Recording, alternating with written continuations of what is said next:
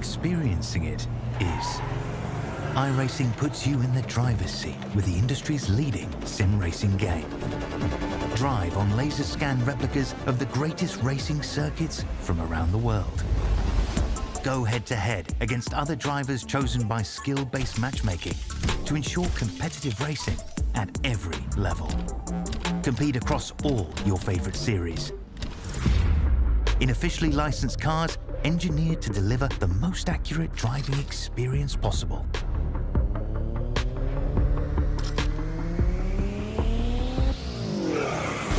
Join a race or host your own with players from across the globe. Race against the computer or in a league with friends. Feel the thrill behind the wheel. Visit iRacing.com.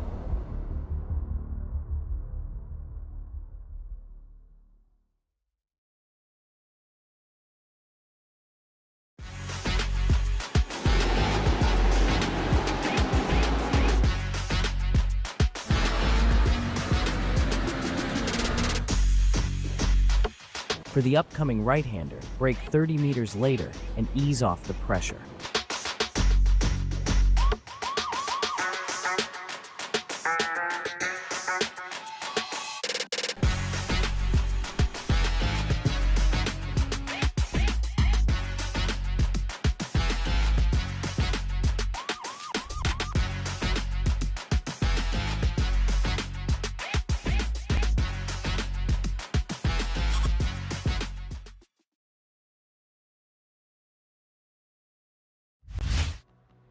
Are you spending a lot?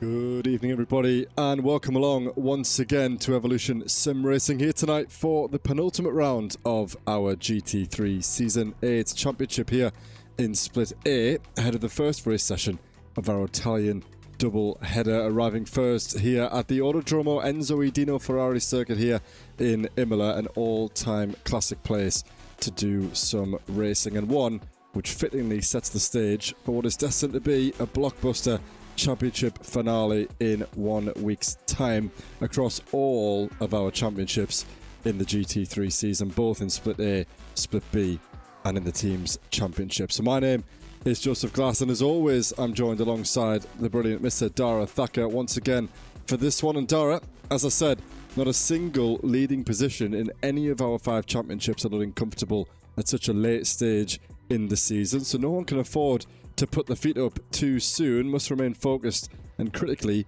the points available to either maintain that gap or to recover that gap if you were to fall back somewhat begin to fade away. And I think often we talk about in penultimate rounds of the season, drivers looking to try and win a championship, and they're often in good positions to do so.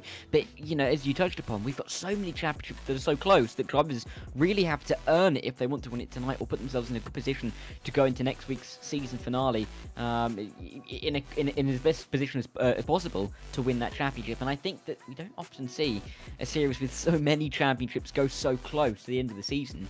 There's going to be a lot of maths that we have to do over the next couple of weeks, Trey. There absolutely will be, of course, and it's a tricky one again for these drivers. We're finished with the 1 hour sessions, so we're back to our reverse top 15 grid ahead of the second race of the session. As you can see, wet conditions here in Imola. The drivers are going to have to do their practice and do their qualifying in these conditions. Race 1 start might look to dry up a little bit, but throughout the rest of the session, rain could fall again, which will make it quite an interesting race ahead for all of us watching, of course, and all the drivers particularly. Something that they've been used to this season occasionally. It's always been one way to the other, dry to wet, wet to dry. Tonight, however, Dara, looks like it could be a mixture from wet to dry, potentially back to wet again before everything's said and done.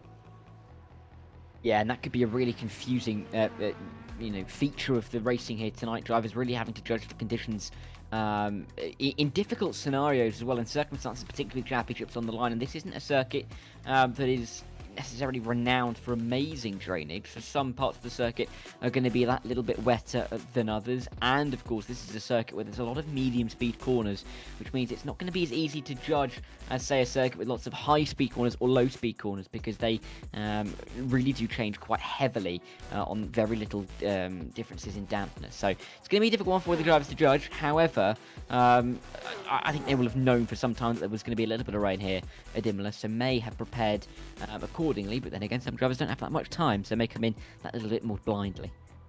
Absolutely right then. So we'll cover the formalities as we always do. Interestingly though, looking at the timing sheet now, neither of our championship challenges in either of the divisions are inside the top 5 in their respective classes, so it really is a difficult session playing out to be. Of course, 10 minutes to go, so still time to change that, and of course it's qualifying that matters. Practice, not really anything substantial there, but it gives us a little bit of an insight. So let's see if any of those guys, any of those 4 or 5 drivers in the mix can get themselves toward the front of their classes. At the moment though, proving to be a little bit of a challenging task for everybody involved. So then, a quick look and a quick thanks to our sponsors, as always, the Camo team, for supplying the trophies, which the drivers are so close to getting their hands on. We've been saying that for the last 8 weeks, and now we're only a fortnight away from knowing who is going to be crowned with, well, either as a champion or with a trophy as well. The GP2 group, as always, back again for their continued support, so thanks to them. And then the Virtual Racing School and Trophy AI with some little goodies on offer for some of our drivers, of course, providing some of their subscriptions and things that the drivers can get involved with. So check those guys out, as always, in the Discord server. And we'll take a look at the calendar as well, because we're nearly there. We've had 8 rounds passed, we've had 9 rounds passed, including pre-season, of course, and then we have these tricky conditions to deal with tonight around Imola. 2 30-minute races with that reverse top 15 grid order before we head to Monza next week, back in the sunshine, but still in the 2 30-minute sprint format. So as we said before, the 1-hour races are gone. We heard from a few of the drivers last week that they seem to prefer those styles, of course, especially those toward the sharp end of their respective championships, not to get embroiled in the reverse 15 order. But for now, they're going to have to deal with it at the moment. And of course, around a circuit like this that many of these drivers will know so well, but in tricky conditions, it could make that even more difficult for the drivers who finish toward the front of race 1 as we look ahead to race 2. And then finally, the trophies that are to be won by all of our drivers. The top 3 in each of our championships will receive a trophy, and then all of the drivers competing in the team's championship, those who finish in the top 3 in those standings, will all receive a trophy as well. So then, back to the championship order. This is the penultimate time that we'll run through this, and it's still looking good for Mr. Tjek Plug at the front of the order. A race win last time out around Sebring in a dramatic way, actually. Didn't really look like he was going to be involved, and then right toward the end of the race, got himself past Sam Derbyshire, got himself past his teammate Ignas Vinchesevskis, and in the end took the lead, of course. Luke Lucchesi finishing in P4, which adds quite a few points onto Mr. Plug's championship lead, putting 53 in between him and the former champion. William Humphrey holds on to his spot inside the top 3 after a number of consistent results in the second half of the championship, and he's got Tristan Terobreга chasing up his rear, just 20 points separating him from a space inside the top 3. Similar and same again can be said for Sam Derbyshire, who's had his best results of the season, or at least his best couple of results over the last couple of weeks. Sees him sitting nicely in P5, but he's got to watch his shoulders though, because Ignas Vinchesevskis is coming onto a bit of a late charge in this championship, of course. Barely scored any points in the first few rounds of the championship, but since then hasn't left the podium since the 10th round, and he will be hungry to get himself into the top 3, of course. Just 62 points away at the moment, and with 100 points on offer tonight, anyone inside the top 6 could theoretically find themselves with their hands on a trophy going in to the final round. A bit too much for Luke King to think about the top 3 at the moment. He's got to look ahead to the top 6, 83 points off the back of Ignas Vinchesevskis, the third of our RDSA cars there on 300 123 points. Not the most consistent. In fact, no, it is quite a consistent season for Luke King, of course. Always in and around the top 7, top 10. Got himself on the podium on one occasion. I'm sure he'll be trying to repeat that before the season is out. Same can be said really for Justin Eloff. He's bettered his teammate by one position in a P2 in the 4th round, but since then hasn't really been able to string consistent results together. Usually always scoring, which is one half of the battle, but he does need to try and get in there, especially when we take a look at how the team's standings line up. Some drama unfolding there. We'll cover that in just a moment. Luc van Gortel could definitely get himself inside the top 7 with a good result tonight, and then Quinten Verdonk needs another strong result. He hasn't been, I was going to say, inside the top 5, but he has been performing pretty well alongside his teammates, of course, Vichysevskis and Plurg. He's been bringing up the rear for the Vulcan Motorsports Gold team. Hayden Phoenix Miller, a hat-trick of DNFs in the last 3 rounds. He will look to improve on that, and he'll know that his dad down there in Evo challenging for the championship. We won't cover that, of course, but 5 points separating he from his championship, so I'm sure that Hayden will try and follow suit and get back and score some more points in his championship as well. And then Mr. Bjorn Claessens had a good little spell a couple of weeks ago around Kota, but since then hasn't scored any points, only scoring points on 6 occasions in 9 attempts so far this season, missing 2 rounds, and I'm sure, is he with us tonight? We'll have to have a look. If he is, then he might be able to hold on to that top 12 spot, and that rounds out the elite standings. Over in the pros, it's getting a little bit tasty towards the top of the tree. Kalle Leskinen is still the championship leader, as he has been all season long. Those opening wins in the season, the first 2 rounds going his way, really did set the stage for him to keep winning, keep getting onto the podium. 3 wins have followed, another couple of podiums as well, and that sees him over the 500-point threshold. But he is being chased by Alex Fretwell. The gap is 71 points. It is relatively large. However, there is still a chance for Fretwell to close that in that little bit more tonight. Leskinen may be hoping to win the championship if he can gain away from both Alex Fretwell and from Biagio Cutrale, who is in range, only about 109 points back from the championship leader. But those 2 Ferraris are going to be very keen to make sure that they can stay in contention going into the final week in 7 days' time. Robin O'Brown has fallen back a little bit after not being here 7 days ago. He's still on 400 points though, so still theoretically involved, particularly in that battle for the top 3, of which he's only a couple of points off. And you can't leave out Chris Jennings in that conversation either. He missed around a couple of weeks ago, but he was back last week and picked up a P2 as well, and that's what sees the Y-Axis Sim Sports driver right in the mix for the top 3. I mean, to have 3rd, 4th and 5th at this stage of the season split by 5 points really means that the trophy is going to go down to the wire, but whoever can pick up that 3rd position in the championship. Victor Van Zijs has been on a bit of hot form recently as well. The win that came a couple of weeks ago has been backed up by finishes just off of the podium as well. He's very comfortably now inside of the top 6 after emerging from the back end of the top 10. David Hutcherson step back a little bit more. He is the lead McLaren in this class, but he is in P7, and I think we'll be looking for a lot of points tonight to try and get himself anywhere near the possibility of picking up a top 3 finish. And for Lorenzo Gorgetto, it's going to be very difficult to see him overhaul his teammate, at least, particularly the likes of Noel Brown Jennings, to get himself a trophy. He's been very consistent over the course of the season, been here for every single race, but sadly a P5 is the best finishing position that he has been able to muster. Somewhat of a similar story for Stephen Codman, mind you. P5 for him is his best result, and he's only 5 points away from Gorgetto. We'll see if the Godsport Racing entry can get himself maybe into the top 8 tonight. Then we look at the end of the top 10. We find Joshua Cohen, who you can see wasn't here for a few weeks, but turned up again last week and delivered another podium after his win early on in the season. So he's definitely a name to watch out for as we round out the season. But before we see Joshua Ness and Malcolm Coates, both of those drivers have been here and getting themselves good results. But for Joshua Ness, season's best of P4. Malcolm Coates, season's best of P4 as well. It's just they add themselves to a list of drivers that have been just about there, but not quite close enough for a podium yet this season.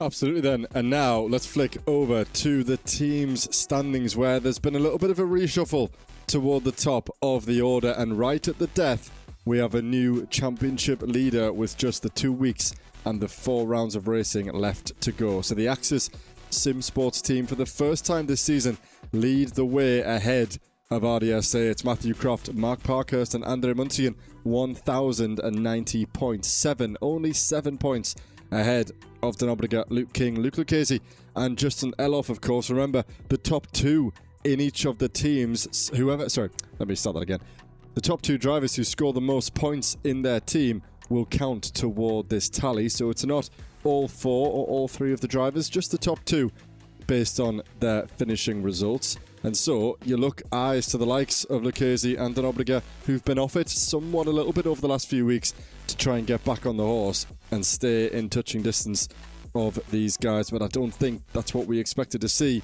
The gap has been closing slightly and slightly more every week, but now to see them on the top step really does put a little bit of pressure on RDSA, of course. Championships nearly out of the question. Lucchese, of course, still within a chance, but that team's championship was the one that they were really eyeing up, so now they have to score strong points, better than the drivers leading the way in Split B, of course, so all points on offer for all of both of those teams. Then, not so far behind them either, with recent form from Vinciszewski's and Plurg bringing them back into the mix. They are only 6 points off of RDSA and 13 away from the lead, so we could see a massive swing for these drivers. The RLH team next up, they were sitting in P2, P3 for the vast majority of this championship, and now in P4, slowly dropping off the back, of course. Still lots of points on offer, but I think it's going to be a little bit tricky for Fretwell, Palo and Van Ren to improve, of course. Van Ren leading the way in his championship in the Evo class.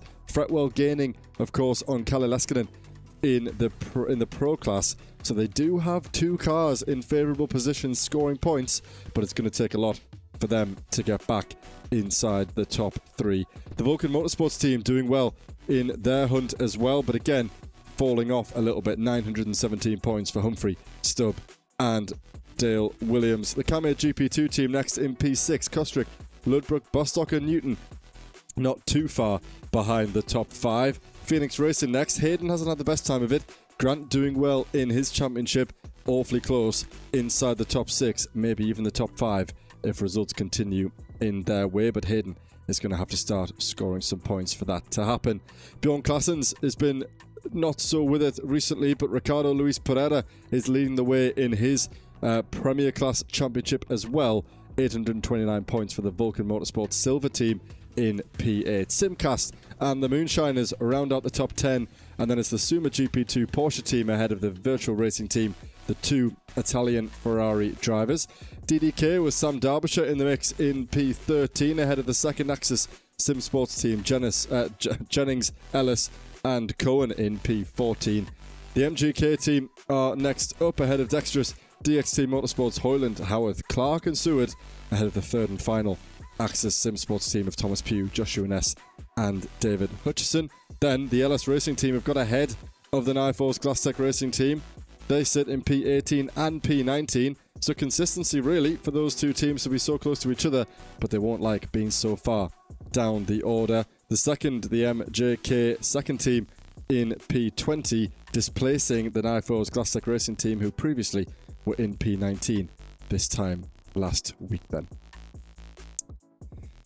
So we've timed that pretty well at the start of this session, and the drivers are already making their way out for their qualifying laps. We'll pick up some of the drivers as they cross over the line, Dara, but it's going to be a pretty tricky session, of course. Low fuel in wet conditions. The cars will feel pretty skittish around here, I'm sure. We'll have to see how the drivers get on, and I wonder if, we always say the rain is somewhat of a leveller.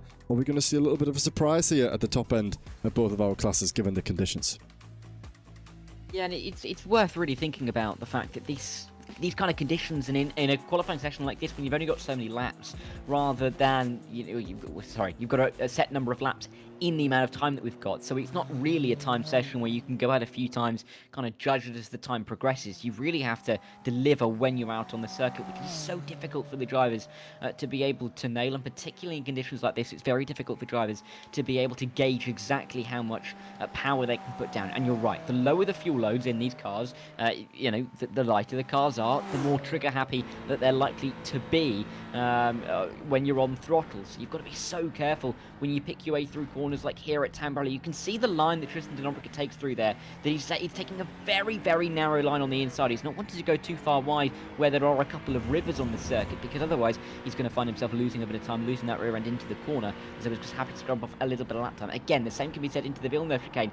Very tight line as he runs into the left-hander. He can widen up the corner a bit on the exit and run out onto the curb, because the curb can stabilise the car that little bit more. Tozer, again, you can see leaving a lot of room on the right-hand side of the circuit just to try and help braking performance. He's gone a little bit deep there, but again, the exit narrowing the line, not wanting to go too far offline where the track cambers out. But you can just see these aren't normal lines here at Imola. These are lines that the drivers are having to adjust and take accordingly with the conditions, and this is really going to come down to the drivers, how much they're willing to push on a lap like this to get a lap time, particularly at the start of the session.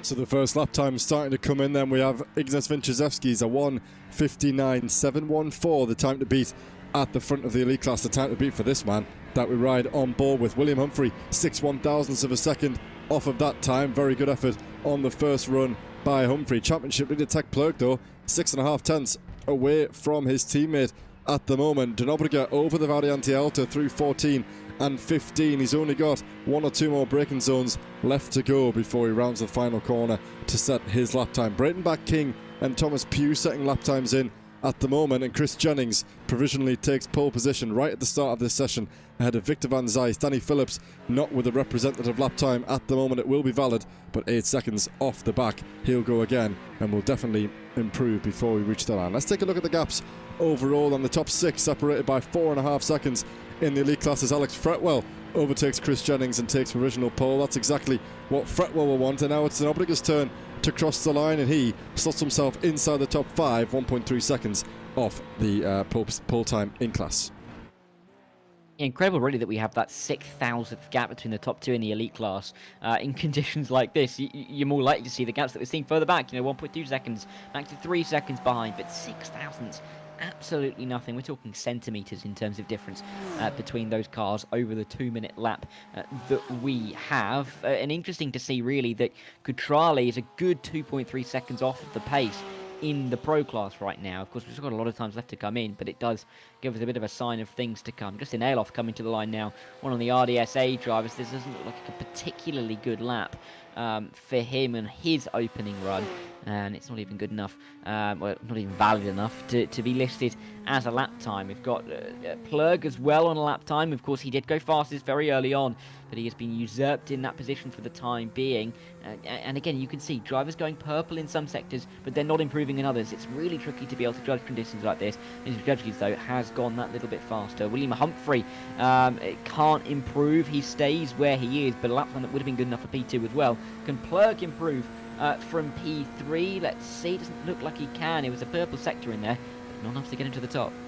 Yeah, so we're seeing there between Vinciszewski's and Humphrey lighting up the sector times here, but can't maintain it throughout the lap, of course. William Humphrey setting a purple sector in the 4th sector, and Vinciszewski's in the 3rd. It was, I think it was yellow sector 1 and yellow sector 5 for William Humphrey, so not a good start or a good end to the lap. Pretty decent in the middle part, but around here, you really need to maintain it throughout the entire lap. Vinciszewski's did go 2 tenths quicker. Humphrey didn't improve, which now explains the margin, which is now 2 tenths of a second. Plurg still holding on to a place on the 2nd row of the grid. Won't be the worst place for him, especially for as long as he doesn't see Luc Lucchesi. Luc Lucchesi yet to set a lap time. He is coming around the final couple of corners. I believe he's just exiting the Variante Alta now, so we'll ride on board with Luc as he makes his way around the final corner. In the meantime, Denobroca displaces the championship leader into the top 3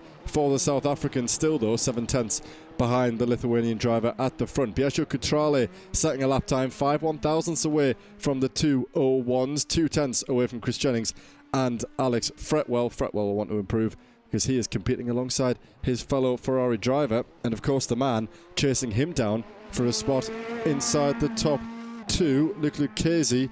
Where has he gone on the timing tower? I think he has set a lap time. I don't see him. There he is. He's right down there at the bottom. In fact, his first lap was not valid, and Lucchesi has had to go again here.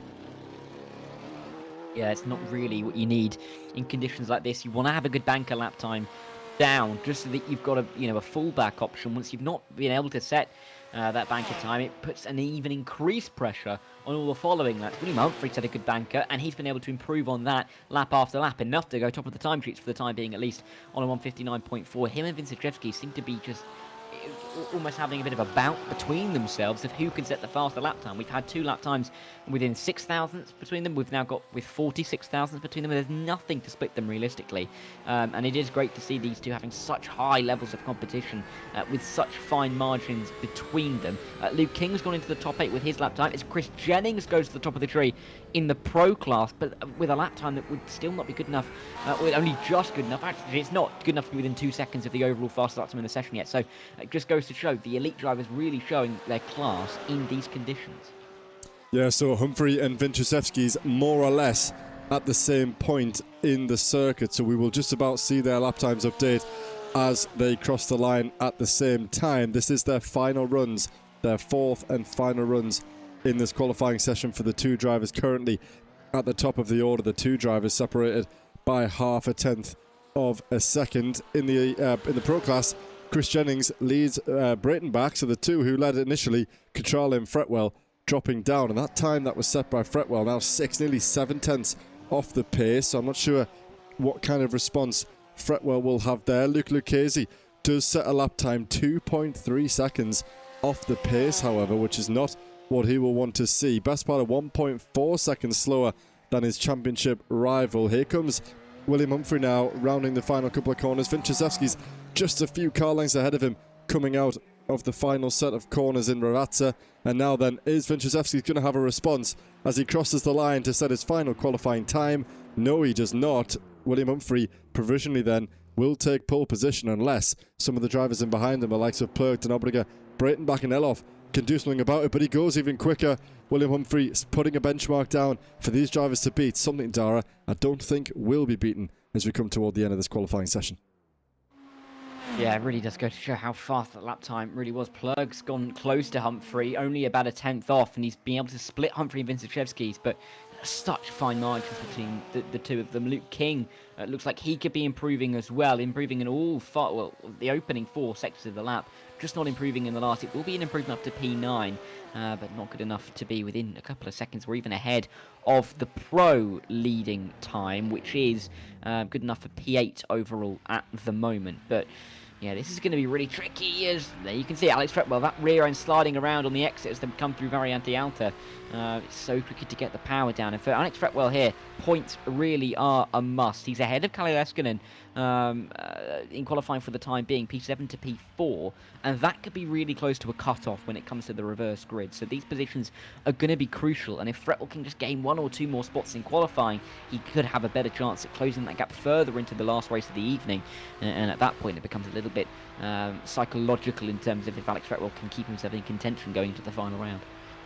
So Fretwell crosses the line then. Is he going to improve? I don't think he will. No, he doesn't improve on a position or on his best time. Luke Lucchese about to cross the line and he's still, crucially, got 1 more attempt to go. But again, Luke hasn't improved on that lap either. A lonely P8 at the moment for the championship challenger. Lawrence van der Water looking like he is setting a good lap at the moment in the pro class. He's set 4 personal best sectors at the moment. The LS Racing driver on his 4th and final attempt. Is he going to improve? Down there in P12 at the moment in the pro class. A lap good enough for P4. A massive finale for Lawrence van der Water to significantly improve by over 8 positions there from P12 into the top 4, demoting Joshua Ness and Alex Fretwell. Joshua Cohen still out on the circuit. Fretwell halfway around his final lap as well. Sam Derbyshire, someone who we might look at. He's currently 11th in the elite class. He's still out there on the circuit alongside Cutrale, Lucchese. Breitenbach has just finished. Both of the Breitenbachs have actually just finished as well. So it's all eyes on De Dapper, Cutrale, Derbyshire, Fretwell and Lucchese to change up this order coming into these closing moments here. 2 minutes to go in qualifying, but the drivers will be finished well before then. And here comes Biagio Cutrale looking to get himself on the front row of the pro class. Going to need quite a big lap to make it happen, and with 5 yellow sectors, that's not going to be an improvement for the Italian. Looks like he will have to settle for a place on the second row. Yeah, and I think an interesting point to make here as we see Derbyshire jump up to P9 is that we are definitely seeing a bit more prominence of the Porsches in these conditions at Imola. You know, the Brighton backs, particularly P5 in the elite class, P2 in the pro class. That's really where we've got used to seeing them so far this season. And they're clearly really quite enjoying these conditions. Just generally as well, those Porsches are likely to be that little bit more stable as Fretwell goes P3. Really important for him to be up there. 6 places ahead of Leskinen, mind you. Really good for the Porsches to be a little bit more stable in these conditions, which they are. And they're enabling the drivers to have that little bit more confidence in the car, I think it's fair to say.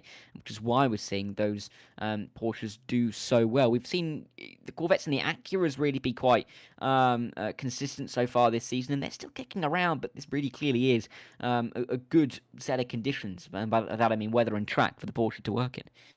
Absolutely right then. So that's the end of qualifying. Lucchese improved on his time on his last run, but couldn't get any closer to the top 7. So it's going to be a P8 start for him. P9 overall. Chris Jennings slots in between Luc van Gotel and Luc Lucchese on the grid. Fretwell, as we said, got himself up into the top 3, crucially ahead of Cutrale and ahead of Kalle Leskinen. And I must remind myself, Dara, I believe Kalle Leskinen's previous qualifying issue also came at a wet circuit, or a wet qualifying, should I say. So perhaps a little bit of a weak spot there for the championship leader when you have to qualify in wet conditions. Now, the shot that we have now doesn't portray it very well, but the previous shot showed blue skies making their way over the circuit, which is what we expected from the radar before the session got underway. There you can see it, and poof, the clouds are gone, and we're back in, well, not dry running, but we're back on a drying circuit. So you can see there patches of damp on the racing line, which will be critical for these drivers to make a decision. I would imagine, it's hard to say exactly, I would imagine drivers will be starting on the wet tyre, but it might not take too long for them to have to come in to make a pit stop, of course, which is something that we don't normally see in these 30-minute races. Usually the fuel takes them all the way. However, today, Dara, I think we're going to see some pit stops in what will be an even more frantic sprint race than what we're used to. And it's all about whether drivers feel like they are almost able to survive certain conditions, you know, on a dry tyre, rather than feeling like the wets are what they need, really. So, yeah, I think it's going to be about confidence a lot tonight and the ability to make moves in conditions like this, whilst also fighting with drivers around you. If you're in the mid-pack and you're trying to move forward, but also having to defend behind you, it's going to be quite frantic. I think we're going to see a few drivers having to cut the chicane at Tamburello and probably Villeneuve as well. But it's all about that positioning and being able to almost control your car. Mind you, there's going to be some drivers around you who aren't as much in control of your car as you are. And maybe it might be a case of avoiding those guys if they're midway having a crash. But yeah, particularly in drying conditions as well, the track's going to evolve and change every single time you pass the same bit of tarmac, and trying to work out when the best point is to either transition to a drier tyre or to a wetter tyre as we get later on into the evening is going to be a defining feature of tonight's race. It is then. So the drivers begin to prepare for this race. The pace car will lead them in from Acqua Minerale, so they've got a little bit, maybe half a lap to get themselves round before we get underway. And remember, as you rightly say, Dara, a drying track, but a track that is emphasis on curbs. All of the chicanes, the Tamburello, the Villeneuve, the Alta chicane, all requiring some use of curbs, but they are where you find the danger in these conditions. So it'll be interesting to see how these drivers face those curbs. Are they going to commit to try and find the lap time, or are they going to play it safe by keeping it on the tarmac? So ahead of this first race then, let's run through the qualifying order and therefore the grid for this first race. So William Humphrey leading the way for the Vulcan Fasteners Glasstec Racing Team with a time of a 1:59.372. The 198 leads the way against the championship leader Tjek Plug, who displaced his teammate Ignas Vincezewskis, who starts on the second row of the grid. Ahead of Tristan de Nobrega, the 170 South African for RDSA. A very good qualifying position for Tristan to work with. Hopefully we'll see him hold on to some of those places at the start. John Breitenbach and Justin Elhoff will share row 3 ahead of Luc van Gotel on row 4. It's the pole man in the pro class, Chris Jennings, for Y-Axis Sim Sports in P8. Luc Lucchese will start alongside Marcel Breitenbach, rounding out the top 10. Alex Fretwell, the championship challenger in the pro class, will start ahead of Sam Derbyshire. It's Luke King, Biagio Cutrale, Dominic Holversanity and Lawrence van der Water inside the top 16.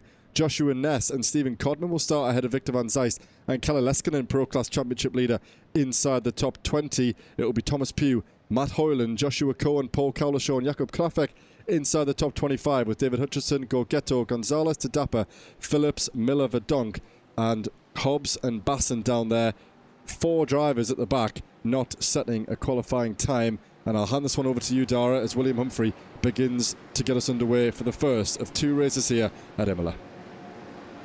Yeah, let's see. Can William Humphrey get the good launch off of the line? Can Plug try and surprise him down in towards the Tamburello chicane? We're about to find out. It's a long run towards the start-finish line here at Imola, but lights are on and we are racing. Oh my goodness me, that's a huge snap. Because I think that was Christian Denovica trying to get a good launch off of the line and has got into P2, flashing lights from Plug. Wasn't too happy about that, but Humphrey will control the line. Someone just about, no he won't. There's an RDSA up the inside bouncing over the curbs. But Humphrey will control the line. Denovica can't quite find his way from 4th to 1st in the space of a corner. Plug not happy to drop down a position. He's got Vincent Jeffsky to fight with him as well. As they go side by side behind, spinning car. That's Justin Elofov throw, one of the RDSA drivers already coming into problems, and that won't help him as he looks to try and get himself into the reverse grid. But you can see 2-3 wide in the Pro Class into the Villeneuve chicane. Not really what you want to be seeing or feeling as a driver in these wet conditions. Absolutely right there. Kalle Leskinen hasn't gained nor lost at the start of this race. The Mercedes in behind him, Matt Hoyland coming off to cover off some of the Axis and Suma cars, and there's a little bit of a pile-up. Who's that off? Joshua Ness in the Axis Sim Sports cars gone round. There's a Vulcan Motorsports Porsche involved in that, and one of the Italians, Gorgetto, I think that is, just about getting himself going again. Tricky place to recoup the car coming up and through that left-hander. Matt Hoyland up the inside, and is that Hayden Phoenix Miller? Yes it is, looking around the outside of, that is Paul Cowlishaw, as they head now into Acqua Minerale for the first time. Back toward the front then, William Humphrey leading Tristan Denobriga, who's gained a couple of places at the start, but you could see that Tjek Plug and Ignas Vinchizevskis weren't best pleased about the display there by Denobriga. We'll have to go back and see exactly what happened, but you were right to call that out, Dara. It looked as though Denobriga was so far over to the right hand side. Did he jump the gun? Did he overtake before the green flag? We'll have to go back and see, but obviously the 2 Vulcan Motorsports drivers are behind, feeling a little bit hard done by as Denobriga passed them going across the start-finish line. But it's good news so far for Humphrey, who leads at the front, converting that pole position into a nice 1.3 second gap at the moment. Then pressure on the top 3, of course. These 2 Vulcan Motorsports drivers need to get and stay on the back of Denobriga. The mid-pack settling itself down a little bit here. Victor Van Zijst putting pressure on Lawrence van der Water then. Hayden Miller gains 13 places off the start, only 4 in class, of course being in the elite class, but he's got a lot of that hard work done. Victor Van Zijst is up into the top 15, having gained 3 places. Currently this will be the reverse grid pole position. Up the inside he goes then of the 92 and gets that job done nicely in the first sector. He's got Dominic Horvick-Sanity in the elite class ahead of him, and then it's chasing Breitenbach, Jennings and Fretwell to try and get himself onto the podium in his class. Yeah, it's been a good start, really, hasn't it, from Alex Fretwell to make sure he stays inside the top 3, and with Kalle Leskinen down in P7, this is really good news for him, particularly when we start to think about that reverse grid in, well, by the end of this race as well. David Hutchison looking for a move, gonna try for a move, not quite. Joshua Cohen looking a little bit out of sorts in towards Tosa, but Hutchison will have to stay behind and continue onwards. In fact, that isn't even Joshua Cohen's one of the Pro drivers, I do believe. Regardless, there is Fretwell going through Piratella, still in the top 3, as I think Plug and will something happen to William Humphrey? Humphrey's dropping down the order, unless that was just a bit of a timing page glitch. Nope. No, he must have been. Yes, he's down in P4 now. He's gone behind Plug and Vincentzewski's. May have gone wide at Acqua Minerale. Let's go back quickly and have a look what happened to the race leader. You're right, Dara, into Acqua Minerale. Is it oversteer on the entry, or is it oversteer on the... Oh, it's not neither. I was going to say, is it the first right or the second right? He gets it in a little bit of a straight line. The car will, of course, come loose, rejoins, and, wow, split the difference between the 2 Vulcans. One takes the left, one takes the right. No harm done by Humphrey there, but that's not what you like to see, of course. Tyres still warming up. You've got to make the most of it before the update comes out, because we hear the tyres are going to be even harder to bring up to temperature in that new patch. But already Humphrey putting pressure on Vinchizevskis here. He's going to be stuck on the outside line, but it's not something that we haven't seen before in the past. That's right on board with Humphrey. You can just about see the front wing of Vinciszewski's there on the inside, of course. The Lithuanian will be on the favoured line going into the first corner, but he will find that puddle on the inside. Understeer, great side-by-side action in these conditions. Very, very tricky. Vinciszewski's hold on to that place, careful of the wobble as you go off of the tarmac, of course. Humphrey looking for a line up the inside, which will be favoured until that point on the curb. Looking for the switchback in. Vinciszewski goes deep. Humphrey will try and go around the outside, but will again be stuck on that outside line going into Tosa. Vinciszewski's might stick a nose back up the inside. Yes, he will. Battle continues. Great battle between the two of them. It looks as though Humphrey's got the traction. Will probably be Kia before they reach Piratella. Yes, he is. Great battling for Humphrey to regain that place on the podium. And yeah, for those two not to come together, going side by side through the first 7 corners of the circuit. Brilliant driving on display by our elites. Yeah, and I think if you're being honest, it wasn't the smartest of rejoins from William Humphrey originally. Lucky not to get smashed. Sideswiped really into the corner. As again, a little bit tricky down there, but really good move to go around the outside at Tosa. He knew that getting the traction down would be important up the hill, and being on the outside line, you can judge it far easier when it's a good one to start putting the power down. And if you're the car on the inside and you've got a car on the outside, oh no, as Vinciszewski goes around, trying to get back through on William Humphrey. He's just pushed himself into a spin. He's got to be very careful now rejoining. He's gone a little bit further back to try and shorten off the turning circle, but he's going to drop all the way down to P8, maybe even P9 here, if Dominic Sandy can come through. But mistakes from both Humphrey and Vinciszewski. It's opened the door for the likes of for Luke Van Gortel. And as I say that, he opens the door for Breitenbach. Yeah, Luke Van Gortel initially did get past John Breitenbach, and then sadly he's dropped it straight away through the entry into Ravazza, turn 17. He's got Luke Lucchesi, who's made his way through the field nicely. No damage on that white Porsche. He's now up 4 places from the start, 3 places in class. There's been an issue for Ness, Phillips and Verdonk. 2 incidents for Paul Cowlishaw, which sees him right at the back of the order, and off the road goes Luke Van Gortel. I think that front left suspension has caved in somewhat, struggling to make it through those corners. He is going to rejoin and continue, but I think it's only a matter of time before Van Gortel finds himself going into another spin here, because the front left has definitely seen better days then. So the gap toward the front, Plurg putting a little bit of pressure on Denobliga within a second, but Humphrey and Breitenbach 2 and 4 seconds off the back of the top 2 respectively. Difficult for those guys. I think it's in the hands of Lucchesi here to try and put down some good laps and stay within the back of that top 4. And Pietro Cutrale has dropped down the order as well. He's lost 10 places from the start. He's got the pace from qualifying, he'll know, to get past some of these guys. Young Gonzalez, the next that he's going to try and dispatch. And as they make the way into Tosa, he's going to be on the outside line. Thought about maybe switching back to the inside, which would have been awfully risky for him there. But I think this move is going to be done and dusted in the next couple of corners. Yeah, you would think so, wouldn't you? And Cutrale is just going to have to try and find a way back through on Young Gonzalez, as he will look to try and fly up the road. Having said that, though, Gonzalez is wide at Piratella, gets the power down well enough to drive pretty safely down to Buckham and Riley without too much pressure. But there's clearly a couple of doubts in the mind through some of these corners, and very early braking into Buckham and Riley as well shows that he's not 100% confident in that Acura for the time being. Cutrale will see that, will try and almost pick on the weaknesses that he can find of the driver in front. Still a very long way to go in this race. Only 8 minutes gone. Feels like we've had a little bit longer in this race as Van Gortel. You've cut to him at the same time, Joe, and he's made exactly the same mistake with a slightly different outcome.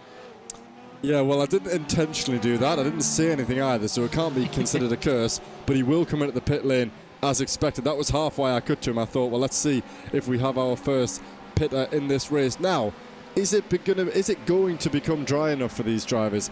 Not dry enough now by any stretch of the imagination. So it wouldn't be the wisest thing to go onto that compound. But if you come into the pit lane anyway for what will be a fast repair, slams on the brakes, misses his pit man for the effort, and he's not going to change as expected.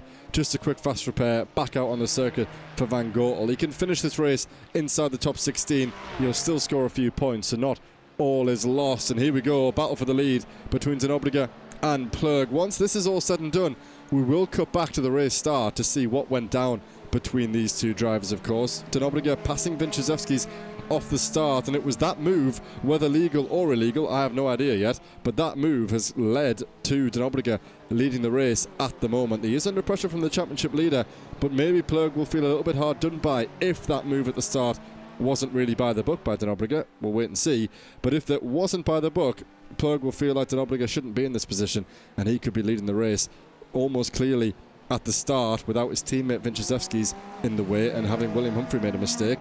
But alas, that's not how it is. He's got to get himself past the 170 at the moment, and the battle between these top three, I think, is going to continue. De Nobrega will not want to give up this place. We've seen he hasn't had the best championship of his life so far this season, so I'm sure he will defend tooth and nail to keep the championship leader behind, especially to try and benefit his teammate Luke Lucchese. All the while though, Dara, inviting William Humphrey right back into this. 1.5 seconds he's got to bring down. The longer this goes on, that time will soon fall off a cliff. Yeah, and they've just been able to negotiate the driveway that is the second or the final corner on the racetrack with the amount of gravel that has been laid down there. But look at Plug looking for the line. De Nobrega is going to defend the inside line, and even with Plug setting the fastest lap last time round, he's quite able to find the right line and the right route through just yet as they're on their way through the opening couple of corners. Once again, bit of a wiggle for De Nobrega. Plug just took the inside line. There was no real reason for Tristan to take a wide line into the corner, but he's going to suffer because of it. Plug's going to get through to the lead of the race, and I think it's worth us mentioning that, you know, the fact that he did have that relatively large points margin coming into this race. There is still a chance he wins the title here tonight. As it would stand, he would have an over 100 point advantage over William Humphrey, albeit with Humphrey starting, or would be starting ahead of him in race number 2. So there's always a possibility here that Plug can perform well enough that he's put himself into a position to possibly win the championship with a couple of rounds to spare. Yeah, that will all, of course, depend on where Luke Lucchese finishes, of course. Still so much racing left to go. Just 10 minutes past from the hour total that we have during Bull sessions tonight. So still lots that can change. And, of course, depending on the conditions that we find ourselves in at the start of that race, it could be dry, it could be wet. So we'll have to wait and see. That will really impact how these guys make their way through the top 15 in that reverse grid order. For the time being now, though, he's got to look forward, Tjek Plug. He's got the job done within a lap after we caught onto him, allowing William Humphrey as well to put a little bit of pressure on the back of De Nobrega. He's got the job done. Has he got the pace now in clean air to get on with it and extend that gap? We'll keep our eyes on this as we go. And down in the Pro class, Marcel Breitenbach, I was going to say actually, Thomas Pugh has just passed Fretwell in that Mustang on the outside. A little bit of a wobble under braking, of course, as you might expect in these conditions. But Fretwell just being dropped a little bit here. Breitenbach 7.7 seconds clear ahead of Victor Van Zijs. Fretwell a further 4 seconds behind. The qualifying pace was pretty close, but obviously 10 minutes on a racing circuit like this is enough to give leader down to the podium, and 11, basically a 12-second gap. Not quite sure where that one's come from, but bad news for Fretwell is that Leskinen has really gained positions here. 5 places in class gained in the opening 8 minutes here.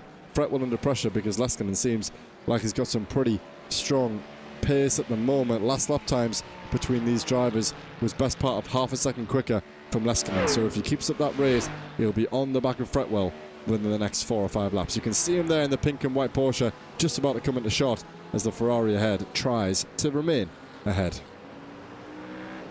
Yeah, and again, this could be a really crucial battle in terms of how alive the championship is going to be in that Pro class towards the final couple of races of the season, because Leskinen, with that poor qualifying, is coming into his own that little bit more in the race, maybe just getting a bit more used to the conditions and feeling a little bit more confident in the car, and he's able to pull away from the drivers behind him. Horvath Sandy, as we emerge through the tree, trying to fight his way through on Luke King. Luke King's going to have the inside line at Piratella, but is he going to have any right to a racing line? I don't think he is, albeit he is just about alongside on the run into the left-hander. Does he stick his nose in? He will not necessarily, but Horvath Sandy gives him the space regardless, and Luke King will just say thank you very much and take the position regardless, because Dominic maybe just a little bit too kind, not very kind going into Akram Morali though. Big bit of contact as he sends it late on the brakes. Round the outside goes the South African. Can he make sure that he holds this one off? Yes, he can, and Horvath Sandy's going to have to try it somewhere else. Victor Van Zijs doesn't really want to get caught up in this too much, because if he does, he may find himself under pressure towards the end of the race, with both Fretwell and Leskinen behind.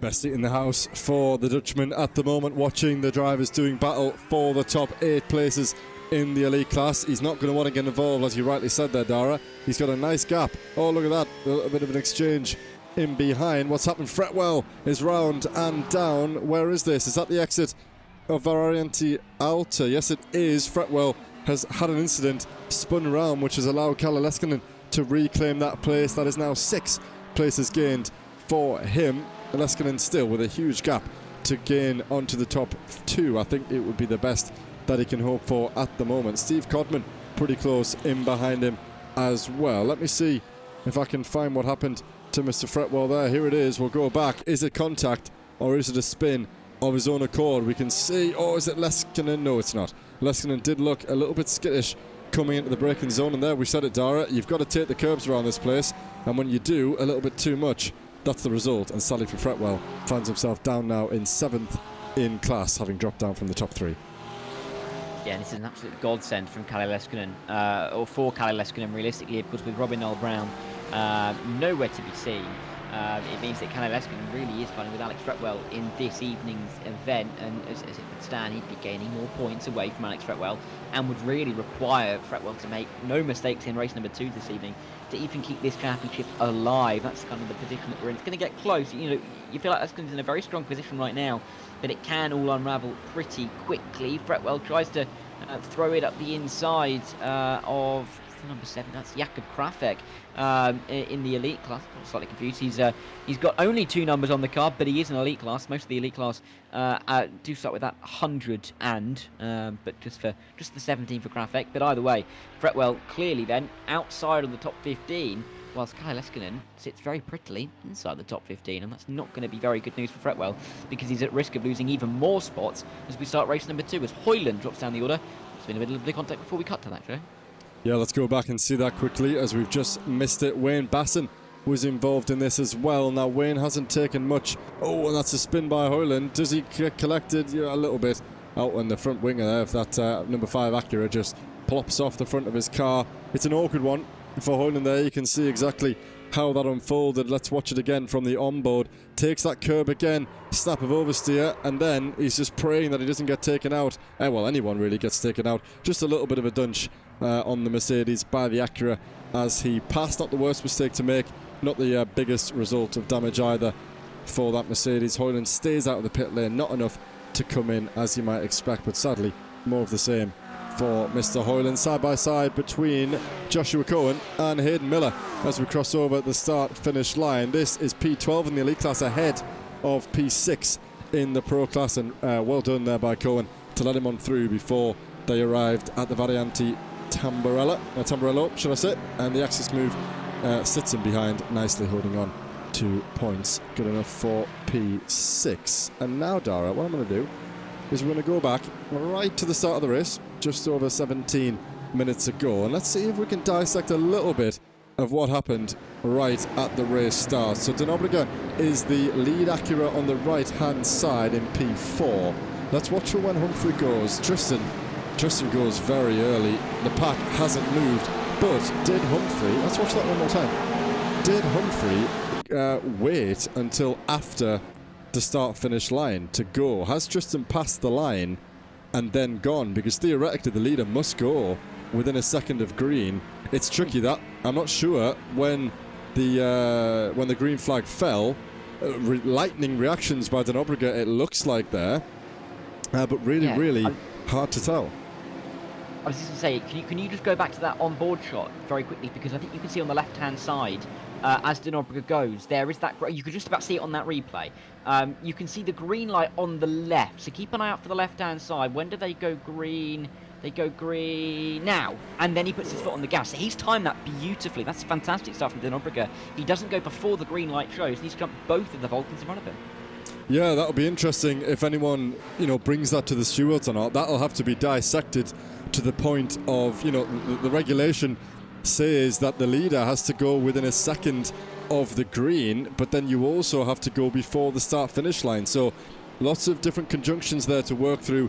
Did Humphrey go within a second? Did he go before the checkered line? Of course, obviously around here we have a finish line and then there is a separate start line. So did he go before the start line, and was that a masterfully timed overtake by Denobriga? Of course, difficult to see where the start line was in that replay. Of course, we're not going to dissect it enough to start slowing it down or anything, but a very, very good reactive time there by De Nobrega to find himself up a few positions, of course. Led the race, sadly, now back in P3, just one place above where he started, however. William Humphrey takes the lead of the race again. We've missed that one, Dara.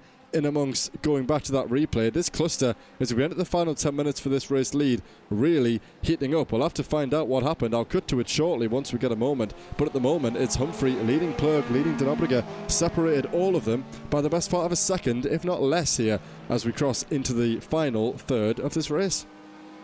Yeah, and all as the rain starts falling again in this one. So, conditions getting ever trickier, and with the rain falling, it's going to get a little bit slower. The drivers are getting used to it, speeding up a little bit, but that's not going to happen anymore. Plurg is just about keeping that rear end underneath him. De Nobrega's pushing him through Ravazza 2. Let's see if he's going to be able to get a run towards turn number 1. It's getting very much darker here at Imola. Yes, there's the sun to the west, just peeking up behind the clouds, but those clouds are very much covering the circuit, and I expect it's going to get that little bit wetter by the end of the race. De Nobrega's going to stay in behind Plurg, nothing that he can really do. Meanwhile, Humphrey is just stretching his legs and pulling that gap out more and more with every passing corner, and he's looking ever more confident to maybe take this race home with him. Mind you, he did make that mistake to losing the lead in the first place, but he may just be extra vigilant not to make the same mistake twice. Absolutely right then. So Humphrey has brought up a little bit of a gap ahead of Czech Plurg, which gives us an opportunity to go back and see exactly what happened there. So here's the pass for P1. William Humphrey already ahead of De Nobrega, and then Mr. Plurg goes off. Is that just before Tosa? Yes, it is. Coming out of the Variante Villeneuve there. Plurg a little bit slow, and a great move around the outside by William Humphrey. Committed to the grip on the outside line. Gets that one stuck. He'll be very, very pleased with that one. And he's kind of caught him napping a little bit there. Let's see once again from a different angle as we head through the Variante Villeneuve there. A little bit slow on the exit, as we said, by Plurg, and beautifully done around the outside by Humphrey. Committed on the brakes. De Nobrega can only watch on in the background, and Humphrey up and over the hill, round the left-hander, takes the lead of the race in brilliant fashion. Now it's over to William to not give up that place again, of course, as the rain continues to pour. William was very strong in qualifying, though, so I would suggest that he will hold on to this one. He seems pretty suited to this at the moment. Maybe pushed a little bit too much in those mixed conditions at the start of this one, but Plurg and De Nobrega will be hungry to get it back. All three of these men have led this race at one point or another over the last 22.5 minutes, and now it's William Humphrey's turn for the final stage. Let's see how this one continues to unfold. Yeah, this is really going to be, I think, important for the championship as well, particularly for Plurg and for Humphrey. If Humphrey can gain those points, he's a long way back going to the final couple of weeks. But there is a chance for him, and just being able to keep himself in the mind of Plurg could be really quite helpful here. And if De Nobrega can get through, of course, that'll help out De Nobrega's teammate Lucchese. So it's a lot, I think, for this battle left to develop as they run their way through towards the end of the Tamburello chicane for yet another time in this race. But there's also a couple of battles I want to keep an eye on towards the back end of that top 10, because we've got the likes of Derbyshire, sorry, not Derbyshire, because he's completely on his own. Vincent behind Lucchese, who's behind Breitenbach, and Breitenbach really isn't a big factor in the championship at the moment. Lucchese will really feel like getting the move done on Jean is critical here, but to have Vincent just in behind is really going to, almost handcuff him into being very conservative on how he tries to make some of these moves. So this could be an interesting one to watch in the closing stages if they get that little bit closer. Yeah, absolutely right. Let's see. Keep an eye on the lap times, of course. We won't set any improvements on the lap times that have been set so far in this race, of course, with the rain pouring down now. A little bit of damage on the front end of that Porsche, of course. We saw a little bit earlier on, so Lucchese won't be aware of that. He's got to go off of his pace alone. Last lap times were nearly identical. It was a 58.57 and a 58.53 for the two drivers on screen at the moment, and Vinciszewski's half a second quicker than the pair of them in behind. Czech Plurg is round championship leader, round at Variante Alta, which is critical for his championship because Luke Lucchese has been allowed through, up one more place into the top 4. Another simple spin there. We've seen Humphrey, we've seen Fretwell go off there. Now Czech Plurg really struggling, and it's going to be impossible now for him to recover that damage in the last 6.5 minutes to go. Handed Lucchese some additional points to try and claw back going into the final 3 races of the championship. Yeah, this is critical moments, and for Plug, this is incredibly bad news. Not just for the points, but also for the confidence as well. This is not going to be good to see him almost go into the second race knowing that he's made these couple of mistakes, knowing that he's dropped himself down the order. But let's see how it happened again. Very hard over the inside curve at the start of the chicane, and the car was really unsettled going into the second part of the chicane. Did very well to spin it most of the way around, but dropping down to P6, of course, that big gap back to Derbyshire. Will Ignis get out of the way, of course, being teammates? That'll be interesting. We'll have to wait and see. But this is why Derbyshire is that far back. He's made exactly the same mistake. Everyone just doing little pirouettes there on the exit of turn 15. Fretwell has had another incident, sadly for him, now down in P8, this time going through Aqua Minerale. First section's okay, similar to Hoyland. Again, last time we're seeing many repeat incidents here by these drivers, of course. You know, typical corners, I must say. Aqua Minerale, one of the hardest sections in the dry, never mind in the wet, so it's no surprise that we're seeing drivers going off there. And of course, as we said right at the start of this session, curbs are crucial to find lap time around this place. Variante Alta probably the most crucial, and we've seen 3 or 4 of our highest rated drivers in the division going off at that same corner. As the rain starts to pour, you've begun to get used to hitting that curb with a slightly drier surface, and now if you don't readjust again as the rain comes back at you, of course, something that these drivers haven't really seen so far this season. We've had them drying, getting closer to wet conditions, or vice versa, but it's never been wet in practice, got dry for the race, and then come back to hit you again. So it is catching a few of these drivers out. They'll have to sort of regroup, readjust themselves going into this second race. Tech Plug, though, sadly 2.5 seconds off the back of the top 5, and unless something happens between Lucchese, Breitenbach and Vinciszewski is the closest battle that we have on the circuit, then I think the best Plug can ask for is a top 6 here. I'd agree with that. I can't really see him being able to do too much more than that. We'll have to wait and see. I mean, this is great news for Lucchese, as you mentioned, just getting through into the top 3. And all of a sudden, you know, as I was talking about 50 minutes ago now, that the fact that Plug was gaining quite a few points on both Humphrey and Lucchese, well, you know, that was worth my breath, wasn't it? Come this stage of the race, because in the end, it's turned around and Plug's going to be the one that's under pressure, albeit he will have a decent enough, or a more decent starting position for race number 2. It's going to be interesting as well, I think, to see where that cutoff is going to be. Of course, with Dominic Sandy coming to the pit lane with only 4 minutes to go, that's going to drop him that little bit further out of contention. I don't know if you can just chuck it up on screen, Joe, to show the split of everybody, and there it is. Sandy is, well, on the bubble now. Thomas Pugh could be trying to come through on him in the not too distant future. He's only about a second away. He's actually now ahead. So that's going to be a battle for reverse grid pole. And they're 2 elite drivers. I mean, they're going to be really fighting hard for that, because that's a big old point swing that they could find themselves having. And that could come down to just a couple of tenths per second come the end of this race. Yeah, I've just taken a little look over at what's going on in Split B, of course, with eyes to the team's championship and its advantage. RDSA at the moment, of course, came in to the session tonight with, having that points tally reduced. They were 7 points behind the Axis SimSports blue team, Croft, Parkhurst and Muntian.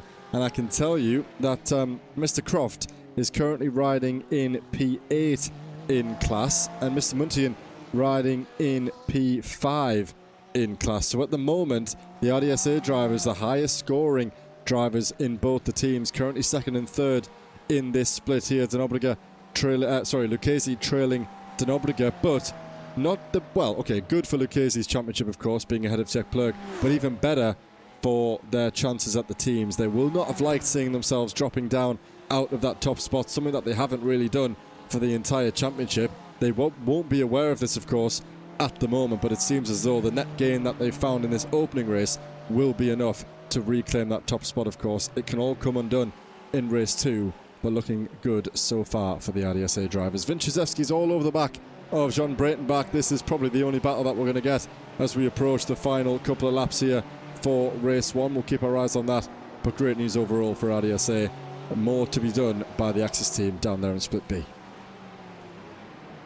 Yeah, absolutely so. And Axis are going to be looking to try and almost boost themselves maybe at the end of this evening, going to the final couple of races next week. But yeah, this is really getting into quite an exciting phase of the race and of the season, of course, as well. But with the consistent drying, raining, and maybe even drying conditions again, it's just going to be so annoying for the drivers and somewhat confusing as well when you're going around the racetrack and the conditions are just not how you expect them lap after lap. But we really are seeing drivers adapt beautifully well as we get on towards the final lap of this race. And Mr. Krzyzewski could be finding himself in the top 4 here. Breitenbach has been a little bit off the pace. Having said that, Lucchese hasn't been particularly fast in the last couple of minutes either. And there could be an opening for the Lithuanian to try and find a way through. And what would you look at that? Like the parting of the Red Sea, that. There he is through at Variante Alta. Now the run down towards 16. Breitenbach's not going to be able to get that one back. I don't think he really feels like he needs to, because Vinciszewski's has had the pace this evening. And now he has one more lap to try and get onto the back of Luke Lucchese. It'll be a pretty big, pretty tall order for the number 3 to make that one happen then. William Humphrey has crossed the line. He sets off on the final lap of this race. 3.5 seconds clear of Tristan Dobriga in the background. Tristan setting a lap time 0.3 quicker than Humphrey. That's not going to be enough to do anything at the moment. William just has to be cautious now on this lap. Don't push it too hard to cause another spin, and he will find himself on the top step of the podium for the first time, Dara, can you believe it, since the second race of the season, of course, and that would have been the opening round of the championship in the feature race at Watkins Glen. That was all the way back at the start of April. So for a man who has dominated championships in the past, we've seen him do it in the GT4 championship on several occasions, William Humphrey on for only his second race win of the season right toward the end, and I'm sure he'll be very satisfied in the way that he gained it, lost it, took it back again, and it looks as though he's going to round out the next half of this lap and cross the line first. Yeah, it looks like he has just been, well, he has been really, really quite impressive in his ability to drive in these conditions, and even with making that mistake early on in that race, has bounced back beautifully well and has pulled away from the rest. He's backing up that pole position with a fantastic display, and he's been getting better week on week in these GT3s. Of course, we've known him for his GT4 supremacy a lot in ESR, but he is just really showing why he is one to beat in this competition and in this class.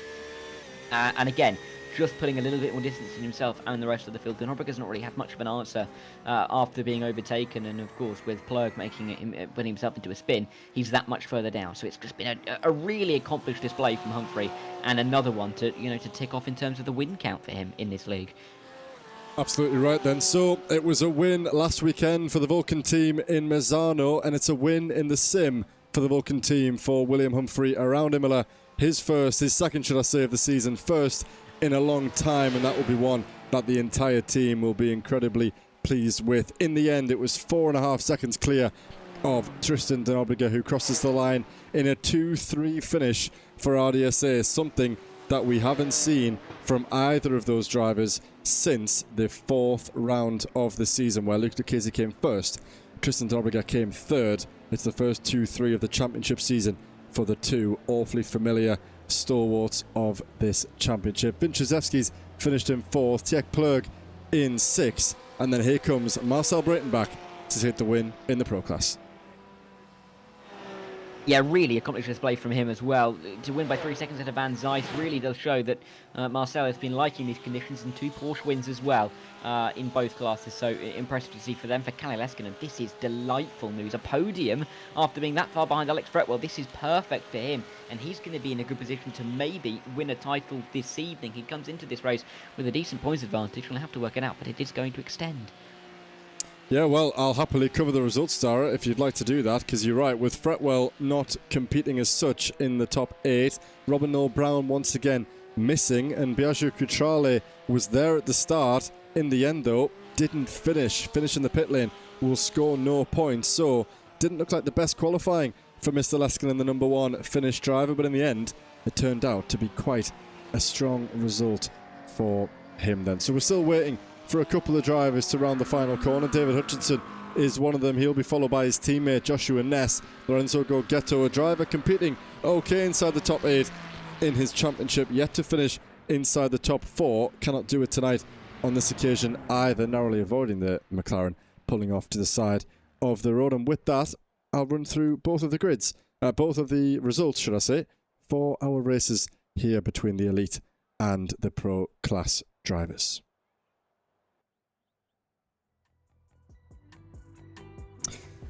So then, first up, the elite standings, as always, from the opening mixed conditioned race here, which was very tricky, clearly, for a handful of these drivers. William Humphrey led the line at the start of the race, had a spin coming out of the Variante Alta chicane, reclaimed that race win to take the checker first, winning for the Vulcan Fasteners Glasstec Racing team. It was a 2-3 in the end, as we said, for De Nobrega and Lucchesi, the 170 and the 124 South African drivers will be very satisfied in the end with that result, especially looking at the position of the championship leader. Ignas Vinchezevski's Vulcan Motorsports Gold inside the top 4, once again ahead of John Breitenbach for a very, very strong result for him. Arguably his best finish of the season, not inside the top 12 in the championship. Jack Plurk, championship leader, had a disappointing end to that race, was leading momentarily, comfortably in P2 and P3 for the vast majority of that race, but in the end, only P6. Still points on the board, but Lucchesi does narrow that margin. It was 53 coming into it tonight, and now he's brought it down ever so slightly. Eyes on the pair of them coming in to race 2. Sam Derbyshire, Luke King, Quinta Verdonk and Dominic Horvath-Sanity will finish nearly inside a minute of the leader to round out the top 10, and then looking down the order, it's Thomas Pugh, Hayden Miller, Jakob Krafek and Matt Hoyland finishing on the lead lap. Hayden Miller, after his hat-trick of DNFs, does score points good enough for P12 tonight. Paul Cowlishaw, Luke Van Gortel and Justin Eloff finishing 3, 6 and 10 laps down respectively. Van Gortel and Eloff will definitely not score points. I'm not sure if Cowlishaw took the checkered flag, so we'll soon see that one as well for the 3 Porsches who finish right toward the back of their class. And then let's take a look at the Pro Class standings. It was Mr. Marcel Breitenbach who got himself on the top step of the podium. Again, not inside the top 12 on our sheet. Is that his first victory of the season? Something will tell me it is. So congratulations to the barbecue bread racing driver, South African, once again doing well at the top of one of our classes, ahead of Victor van Zeist and the championship leader Kalle Leskinen, gaining places throughout the race, 6 or 7 by the end there to get on the podium. It didn't start well, but it certainly finished well. That'll be 3 Porsches on the podium in the Pro Class, ahead of Steve Codman and Lawrence van der Water rounding out the top 5. Yun Gonzalez, the privateer, a very strong result for him inside the top 6. And then it's the 3 British drivers, Jennings, Fretwell and Cohen, of course. Fretwell challenging for that championship, came into it tonight 71 points behind. Sadly for him, Leskinen has extended that margin. Still decent points in the team's championship for RLH. Then it's the Y, the X and the X-Axis Sim Sports drivers of Joshua Cohen, David Hutchinson and Joshua Ness rounding out the top 11 in the Pro Class. It'll be Lorenzo Gorgetto who finished on the lead lap, and then it's Stephen Hobbs, Wayne Basson who finished in 13th and 14th, 1 lap down. It looks as though Danny Phillips, Lawrence Sedapa and Biagio Cutrale third in the championship will not bring home points based on their finishing positions so many laps down, which is huge news for Mr. Leskinen at the front of this championship order. So then we have just 1 minute left to go in this session before we get underway with the second of our 2 races at the moment. Eloff, Gorgetto, Gonzalez, Breitenbach and Leskinen out there on the circuit, joined by Lucchesi, Van Zeist, Cowlishaw, Hobbs and King.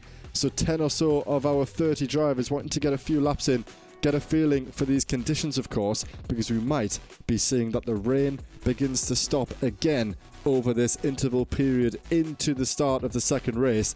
But on the forecast, on the radar, we are seeing more rain scheduled yet again for the final portion of this session. Something tells me that the track will not dry out enough to change compounds, so these drivers will stay on the wets for the next 30 minutes of this session. Eloff setting a valid time, something that we rarely see in these warm-up sessions, with 15 seconds to go, joined by King and Van Zeist. Cracking effort by those 3 Porsche drivers to get a lap time on the board and to understand the conditions ahead of this session. Let's see if that gives them any sort of advantage as we prepare for race 2.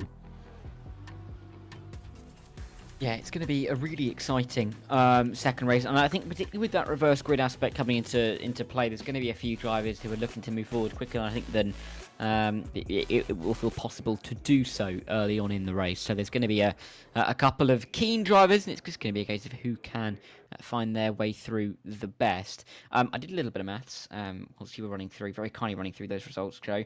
And at the moment, with that result, Leskinen will have an 87-point advantage over Alex Fretwell, and you can see that starting this race in the pro class, Leskinen would be third, Fretwell would be eighth.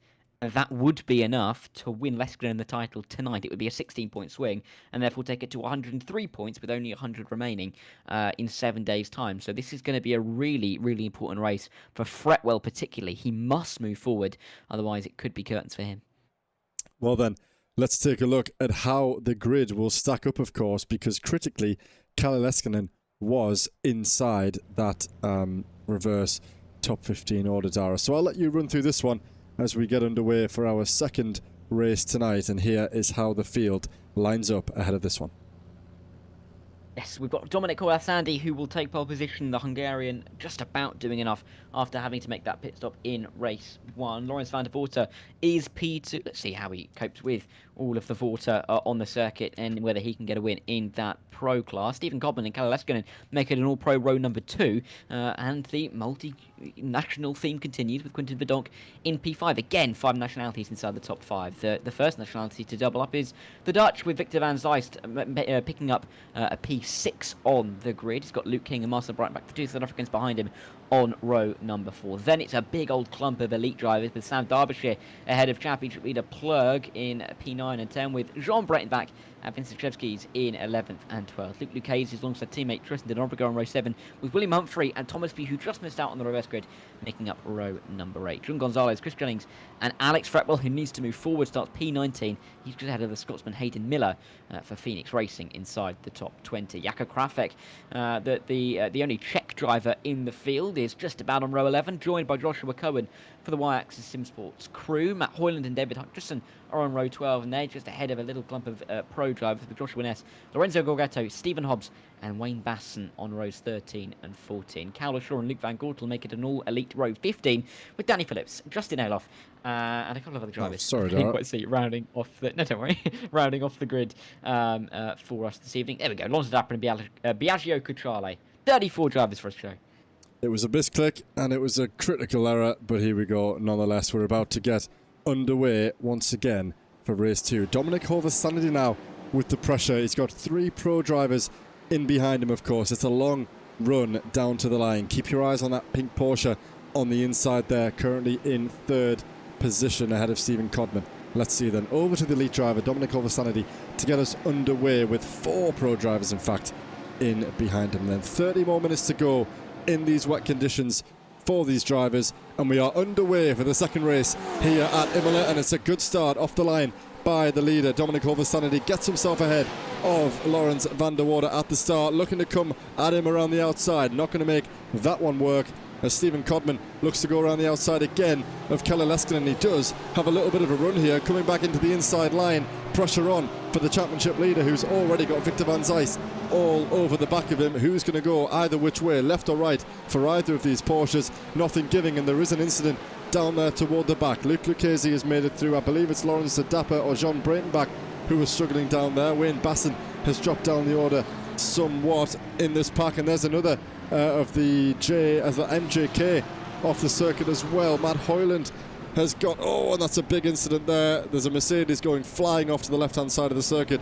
2 Ferraris involved in that. The Axis Simsports rear bumper hanging on for dear life, and it still continues going through Tosa. More and more cars involved here, Dara. Huge gaps already. Danny Phillips getting it back in the right order. Toward the front seemed pretty clean. Toward the back, sadly on this occasion, same cannot be said. Yeah, pretty much abject chaos back there, isn't it? And it still continues down towards Piratella, the 126 slipping up the inside. These guys, though, right towards the back of the overall field, but that will not stop them. Matt Hoyland involved in all of this as well, and that's who we're on board with as we run our way through. He's celebrating 5 years, but he won't be celebrating the start of that race down at P15. It's fair to say Krafek already in the pit lane, Gorgetto, Dapper as well. They are a long way down. But in all of that, good news really for Leskinen. He's maintained position. Fretwell hasn't gained, so he's still in a very good spot. And for Plurg as well, to get himself a couple of cars between himself and William Humphrey. And of course, Lucchese's dropped down the order. This is good news for him. Can he step up the inside of Marcel Brighton back into the second of the Ravazas? Just about going to sneak his way through. The Dutchman is ahead of yet another driver. Not going to help him in terms of the points tally because that was a pro driver. He gets that a little bit closer to Verdonk, King and Horvath. Sandy as Leskinen tries to fight his way forward, but Van Zijs is trying to hold him back a bit. Yeah, we saw this battle at the start of the opening lap there. Up the inside goes the number 88 Dutchman Van Zijs. Is he going to make that one clear? Yes, he has. Leskinen dropping down a place then into P4. Alex Fretwell stays, I think, where he is in class. He's lost 5 places off the start. No, he hasn't. Okay, he lost 5 places off the start in class. Currently in P8 for Fretwell. I'm not sure if that's right on the timing tower, to be honest, but not going the way of Fretwell at the minute. We'll keep tabs as we can in terms of the net points needed. I believe, Dara, did you say it was 15 points that Fretwell couldn't afford to lose to allow Leskinen to win the championship? We can just confirm that one. Say that again? I believe if he loses anything more than 13 or more points, then Leskinen will win the title. Okay, there we go then. So we'll keep working out the net points based on where Leskinen and where Fretwell find themselves as we run through this final race. So far, okay for Leskinen. Really cannot afford a spin. He's got to try and stay on the back of Codman and Van Zijs. I'm sure he'll back himself to have the pace over those guys on the long runs. But as we've said, the wet conditions have not been the best time for the championship leader. So he'll be hoping that the circuit begins to dry up, of course. The rain still falling. Forecast suggests that it will soon slow down. Through goes Plurg nice and easily at the exit of the Variety Alta chicane. Verdonk is on the back of this one again, and Sam Derbyshire, some very, very quick drivers around Leskinen at the moment. He has to be really careful not to lose race time to drivers that are not in his class. Dinobrega and Vinciszewski going side by side, too much there, and Vinciszewski forces his way through. Dinobrega is going to look to get the run. He's got the better line coming out of the corner. Is the traction going to be enough for the 170 here to try and get through and past the Lithuanian? Let's watch and see. Seem like it is going to be, but he will just try and keep himself in contention. Horvath Sandy has opened up a gap of 1.6 seconds on that lap alone ahead of Luke King. Plurg's just seeing that race win possibly disappear further and further up the road, and Alex Fretwell's into the pit, and this is disastrous for him, as it would sound. He's handing the championship on a plate to Kalle Leskinen. Mind you, of course, we do have to still factor in the Italian Biagio Cutrali in all of this. However, I think he would basically need Leskinen to DNF and for him to win the race to keep himself in contention. So realistically, it's Fretwell versus Leskinen, and he's going to be dropping a hell of a lot more than 13 points as it stands. Yeah, absolutely right. I would guess that would all but hand those points over, because Cutrale finished 109. Sorry, started the session 109 points behind Leskinen. So and he didn't beat him in the first round, right? So that's all said and done as well, unless I'm thinking about that wrong, but I'm pretty sure I'm not. So that will all but hand the championship right over to Leskinen. Now, is he aware of that? Does he have his timing tower? You never know the setups of some of these drivers. Some drivers only like to know, I'm one of them, so I only like to know the drivers who are 4 or 5 places in front and behind. I don't care what's going on further down the pack. I just look at the drivers around me. So is Leskinen aware of where Fretwell is? There's a big chance of that. And does he know the points that he needed based on that first round? We don't know, but at the moment it's going well for the Finn. If he knows this, he can try and keep it easy and let these elite drivers through. Sam Derbyshire will be the next to try and make that one happen. Tech Plurg got it through on a similar point on the lap last time out. He's got some of the fastest drivers coming through though. Verdonk, followed by Humphrey, Vinciszewski and Dinobrega, will lead him all the way to Marcel Breitenbach, who's in 5th in the pro class. So Leskinen has to play his cards right here. Can't afford to lose time to the elites, but also doesn't want to all of a sudden find himself getting challenged by Mr. Marcel Breitenbach, who of course had a great run out in the first round, in the first race tonight, sorry, and will probably fancy more of the same. Good news at the moment though, Codman and Van Zijs going side by side into the chicane. Van Zijs again, similar to position as to what he got done on Leskinen a couple of laps ago, gets the same move done again, holds onto that position, and here comes Luke King and Tech Plurg, nearly 3 wide between these drivers as they head into the second chicane. Yeah, and let's see, can Codman just loop it around the outside? Well, the answer is emphatically no. He's going to sit in behind and watch these guys tussle it out in front of him, maybe try and find a way through. Lucchese is just at the fastest lap in the elite class. I guess he's he's a mile away. Let's see how much how far he can recover from P15. Leskinen caught up in all of this as well. Of course, he's not really fighting with anybody in his class in this battle. It's all elite drivers. You can see by the timing tower lighting up red and yellow on the left-hand side with those gaps pretty much nothing. We run our way in towards Piratella. Codman's gone across the grass on the inside of Piratella. Not seen that one in a very long time. That's going to maybe be able to catch up to him just that little bit more as we go towards Acqua Minerale through. I don't know where we went through there, but we explored. And then we will see Tanobriga up the inside of Leskinen, just about going to find his way through and keeping tabs with that battle ahead of him because Vincent is fighting with Humphrey just that little bit further up. The timing tower hasn't updated exactly. There is Humphrey in the foreground in that slight blue and yellow car. Inside line for Vincent as well. It is chaotic at the moment in this part of the racetrack. Yeah, Leskinen has to be really careful. He's done so well so far to keep it out of trouble. I was going to say there, Dara, I could do with a little avoid trees when I'm setting up these cameras. If only iRacing will give us that, we wouldn't go exploring through the bushes so often. But it was a good shot through Acqua Minerale for the first part, then we lost it.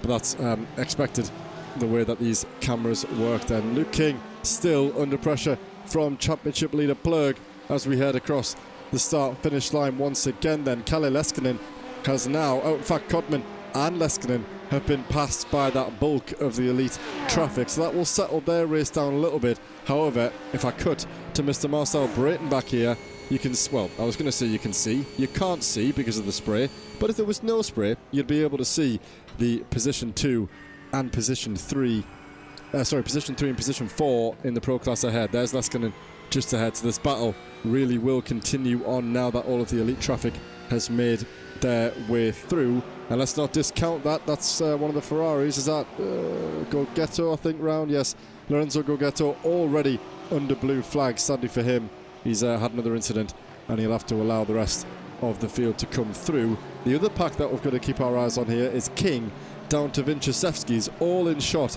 at the moment. 6 drivers down from second in the elite class all the way to P8 if you include Denobriga, just a little bit further off there, just coming into picture. Dominic Horvasanity though is 7 seconds up the road and clear by 2 seconds of Van der Water and Van Zeiss. So it's all going well for the Hungarian at the start of this race, and he's continued that through the first third. All the while the rest of his competitors jostle for second place in the background. I think he can really be optimistic on a good result here, can Mr. Horvasanity, as Luke King and Tjek Plurg there momentarily going side by side through Varianti Alta. Plurg just about keeps it together. He's going to be stuck on the outside line though, going downhill toward the Ravazza.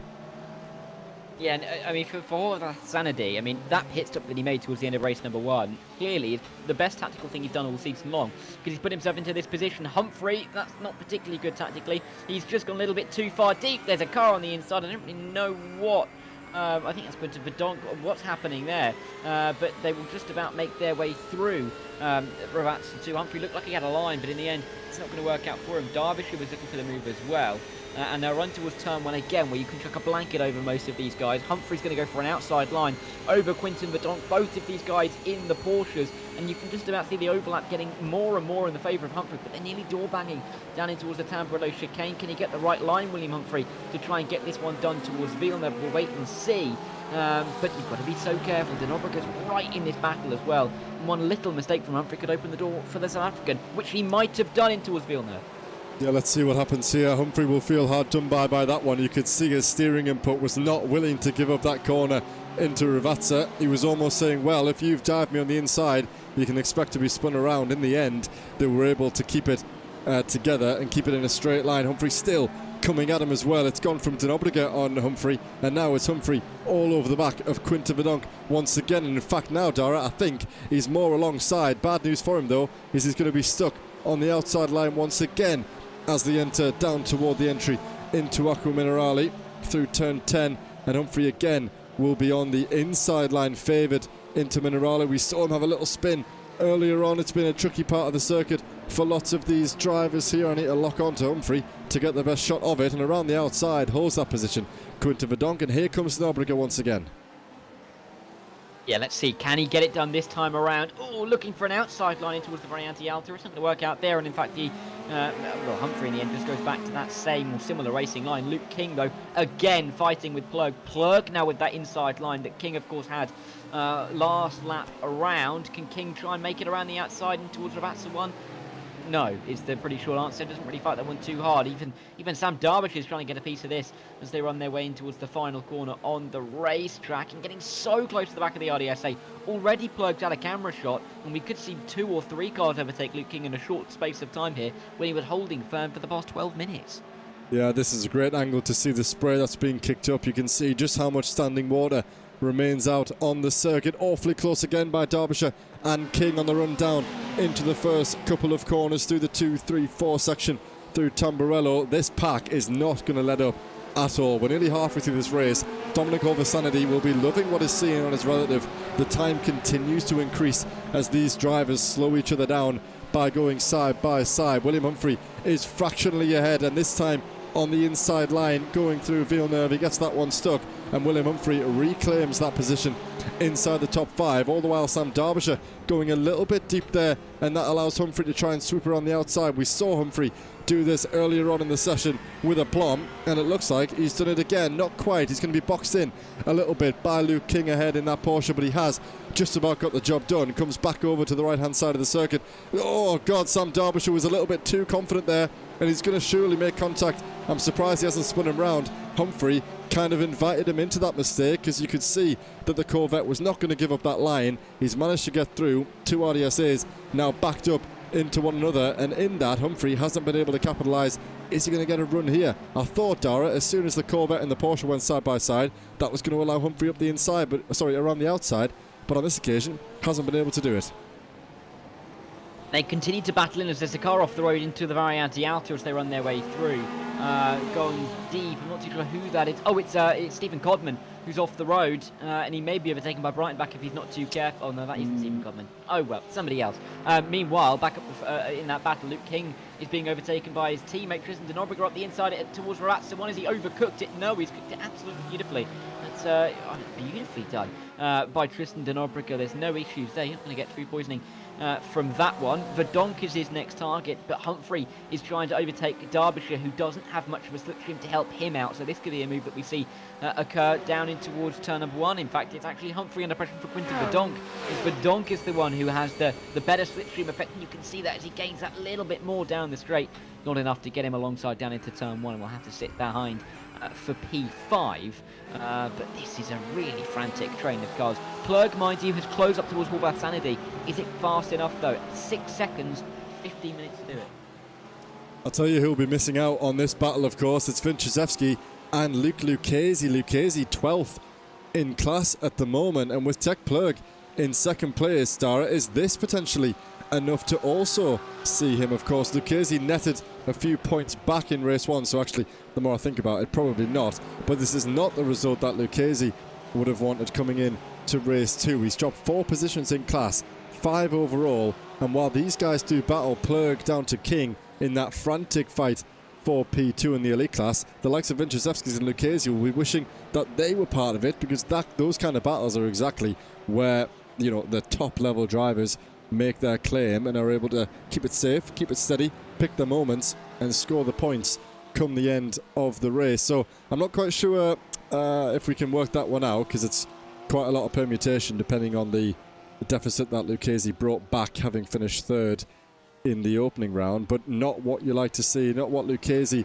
will want to see after such a promising start to this one. And sadly, 5 seconds behind Luc van Gortel. It's going to be a very, very big effort for Lucchese to even get inside the top 10 come the end of this race, of course, as we approach the halfway point already. Yeah, I mean, just on that point, I'm doing the maths right now. Of course, it was a win from William Humphrey, wasn't it? And then 3rd for Lucchese, and then Plug was 8th, wasn't he? So I will, once in a minute, just try and work that one out and see where we sit in terms of the points positions. Derbyshire, though, may be overtaken by Humphrey. Could get even better for William Humphrey. Mind you, actually, William Humphrey gained more than enough points in race number 1 after being only 95 points back. That only finishing 1 place behind would be enough to keep the championship alive. Door banging down towards turn number 1. Derbyshire's trying to hang it around the outside, still trying to hang it around the outside. In the end, has to give way. Humphrey's into the top 3 and will now chase after Plug, which is about a 3.5 second gap, maybe even up to 4 seconds with the side-by-side battling. Look at Denobrica though on Quinton Verdonk. He's got a great run to the inside line at the Villeneuve chicane. Can he get this one done? Verdonk was looking to try and get ahead of Sam Derbyshire. Oh, but he may have his pocket pick. He's gone a little bit wide, but not wide enough to give the run to the South African driver. And Denobrica will be there. He's absolutely sent it up the inside. I've never seen a move from that far back in these conditions. It's not going to work out, but that was really bold from Denobrica. It's going to make Verdonk look in his mirrors a little bit more. Yeah, absolutely right. And I was looking there as Biagio Cutrale entered the pit lane. Fretwell back into 8th position, even after that pit stop, and Leskinen in 5th. So it might not all be said and done. It will be close, but that one has also exchanged as well, because the points difference between now 7th and 5th is definitely less than the 13 points needed, of course. It's only 6 points a difference between 7th and 5th. So Fretwell still keeping him honest at the front of the order. He's recovered this one, all the while Leskinen dropping further down the order. He must have made a mistake at some point. I kind of feel bad for the rest of the drivers up and down the grid, but this battle for the top 3, the top 2 even, inside the elite class is almost too good to look away from. Sam Derbyshire again in the wars up the inside of Quinton Verdonk, who's looking for one of his strongest positions of the season, and Denobrica sniffing around the back as well to try and make this one stick. Luke King was right toward the front of this pack, I believe, at one point, and now he's dropped right off the back of the order. And Dominic Horvath-Sanity, is he potentially under pressure from Lawrence van der Water? Yes, he is, for the overall race victory. Let's pop up the race in order. You can see there, just half a second behind is Lawrence van der Water. The Pro Class driver fancies his chances at winning the race outright. So there's another dynamic to watch. Not only are we keeping our eyes on Fretwell and Leskinen and Lucchesi and Plug and the battle inside the top 8 of the elite class, we're also now looking at the race lead overall between the leaders of both of our classes here. And well, I mean, if Lawrence has got the pace to pull this off, then kudos to him.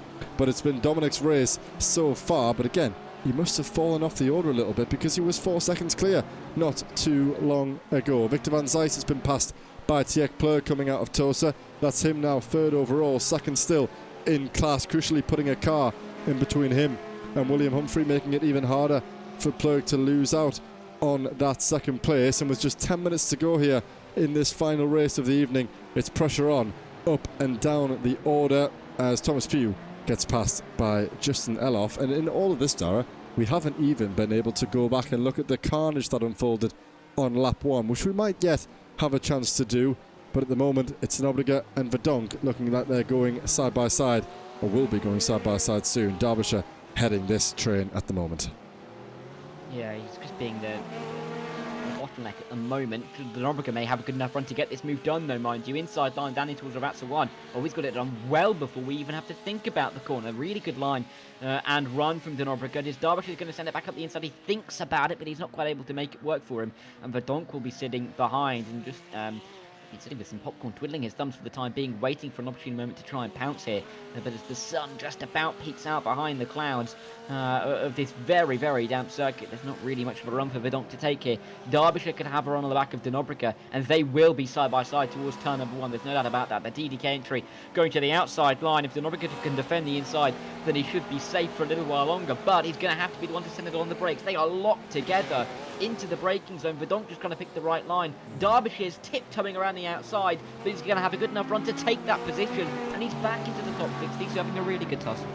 We've been seeing some brilliantly committed moves here by drivers up and down the grid. That's exactly what we like to see at the sharp end of a championship. Another little snap, sorry, clicked on the wrong driver. Another little snap at the rear there, under braking of the Corvette. Doing well to handle that machinery at the moment is Sam Derbyshire.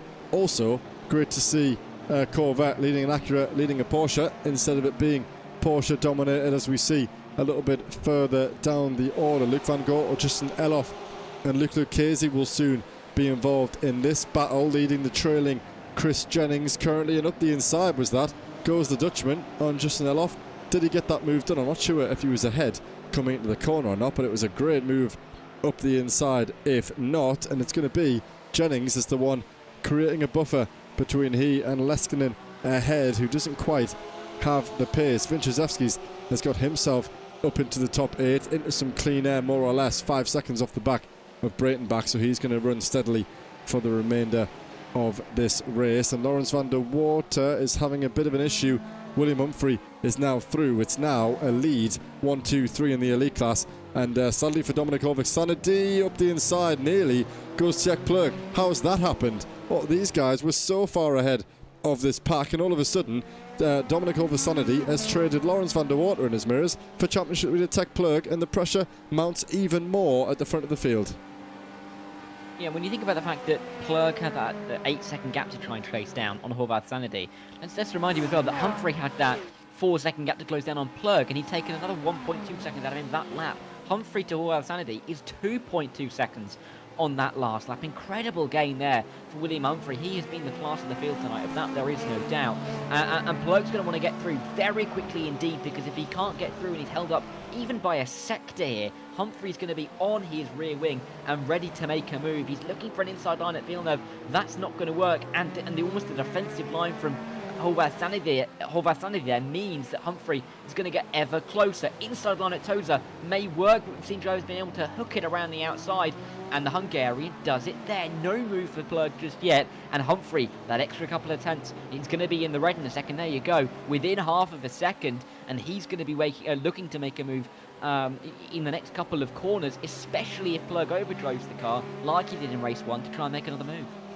Yeah, Plug's got to be careful here. He doesn't want to commit too much. The points at the moment will be more than enough, knowing that Luc Lucchesi is down there in P16 on the road, P11 in class. That arguably might be enough to have it almost said and done. It won't be enough to win the championship tonight, but it could be enough to make his life so much easier back in dry conditions around Monza. Much more of a simple circuit, at least in my opinion, than what we find here at Imola as a circuit, and also given the conditions. But he is pushing, and he is going to try and get himself up past Dominic Horvath-Sanady. Let's see what kind of pressure, what kind of defence, the Hungarian puts up against the Dutchman. Something that I saw, Luc Lucchesi and Justin Eloff were very, very close. Up the inside goes the race leader now, and he takes the lead, the championship leader. The defence not strong enough by Horvath-Sanady. Is that going to allow Humphrey to get himself into P2 as well? It's been 24 minutes of a race lead for Horvath-Sanady, and now he's lost it in the final 6 here. William Humphrey will be the next to try and get by. In fact, it looks as though they are side by side ahead. Yes, they are. Sanady looking around the outside. Plug's got to be careful not to get spun around here by a man who clearly fancies a race victory. He's got to think about the championship. He's got to be aware as to where Luc Lucchesi is. And all I was going to say was that Justin Eloff and Luc Lucchesi were side by side one another, and then Justin Eloff had an incident and ended up in the pit lane. Let's fingers crossed that's not teammates coming together, but we don't really care about that at the moment. We care about what's going on in the top 3 of this race. Horvath-Sanady hungry for a win. William Humphrey hungry for a double win of the night, of course, the first for him since round 1, and Tjek Plug hungry to get back on the podium, back on the top step of the podium once again, to improve his run of form. Of course, he was without a win for 5 races. He won last week, and he could win again tonight. 3 drivers inside the top 3, desperate to get on that top step, and it's going to be fireworks in the final 5 minutes here. Yeah, Humphrey needs to get through this lap, and he still will have a chance to get through on Plug, you'd say, with the pace that he has shown in the back end of this race. But he needs to make this move before we get to Villeneuve on this lap. He's got a couple of opportunities to do so, but if he finds himself behind Horvath-Sanady at this stage of the lap next time by, it's going to be perpetually difficult for him to try and make his way through on Plug. Look at the run he's got, and I mean, you can see Plug. Look at the time between him and Horvath-Sanady. It's just growing and growing and growing. It was 1.4 seconds only a couple of corners ago, and it's now out to 2 seconds. Humphrey's trying to go around the outside, and with every attempt he makes, more time they lose. 2.3 seconds is that gap. It closes down a little bit with the exit working out for the Hungarian, but he needs good drive here, does William Humphrey. He needs to be able to get this move done into turn number 1, or it's going to be Plug's win, and it's going to be an extension of that championship margin going into the final 2 races of the season. It won't be a championship just yet for the 177, but for William Humphrey, it's going to be a very, very tough mountain to climb, particularly as well for Luke Lucchese, who's not really been able to recover that well in this race. He's going to find himself a long way back and really needing a miracle in the final couple of races. He's not been able to get it done in towards the Tamburello chicane. Inside line, maybe, as they run their way towards Villeneuve. This is where he really needs to get it done. Otherwise, it could be curtains for his race win chances.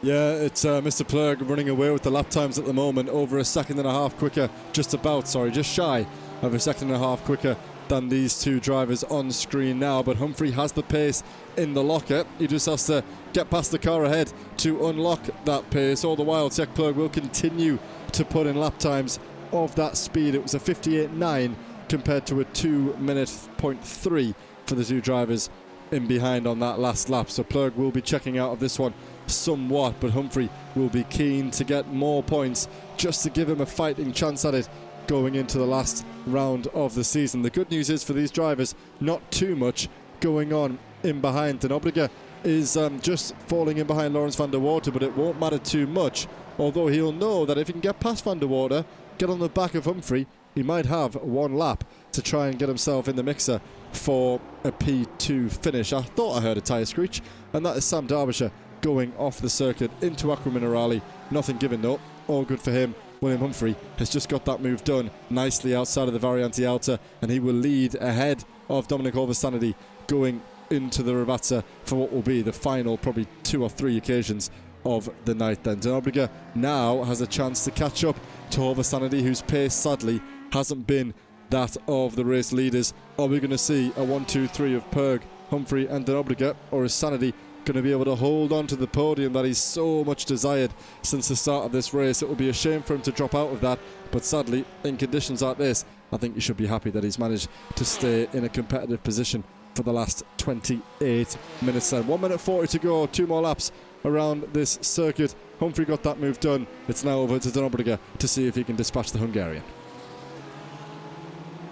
Yes, and Denobriga will be looking to put himself onto the podium to complete his evening, but he's only got, I think, maybe even just this lap to... Oh, no, maybe they should be able to get to the... Oh, it's going to be close. It's going to be close regardless. I think we may get one more lap in here, but Plurg may run it quite close to whether or not we get an extra lap in this race or not. There's only 1 minute to go and the lap time is about 2 minutes, so this could be touch and go. Regardless though, Van Zeist trying to get through on Van der Water. It's been incredibly tight to see these two run it close throughout the race. And for Van Zeist, this is another good result, and it's another symptom of an uptake in form in the last few weeks, which is always good to see for him.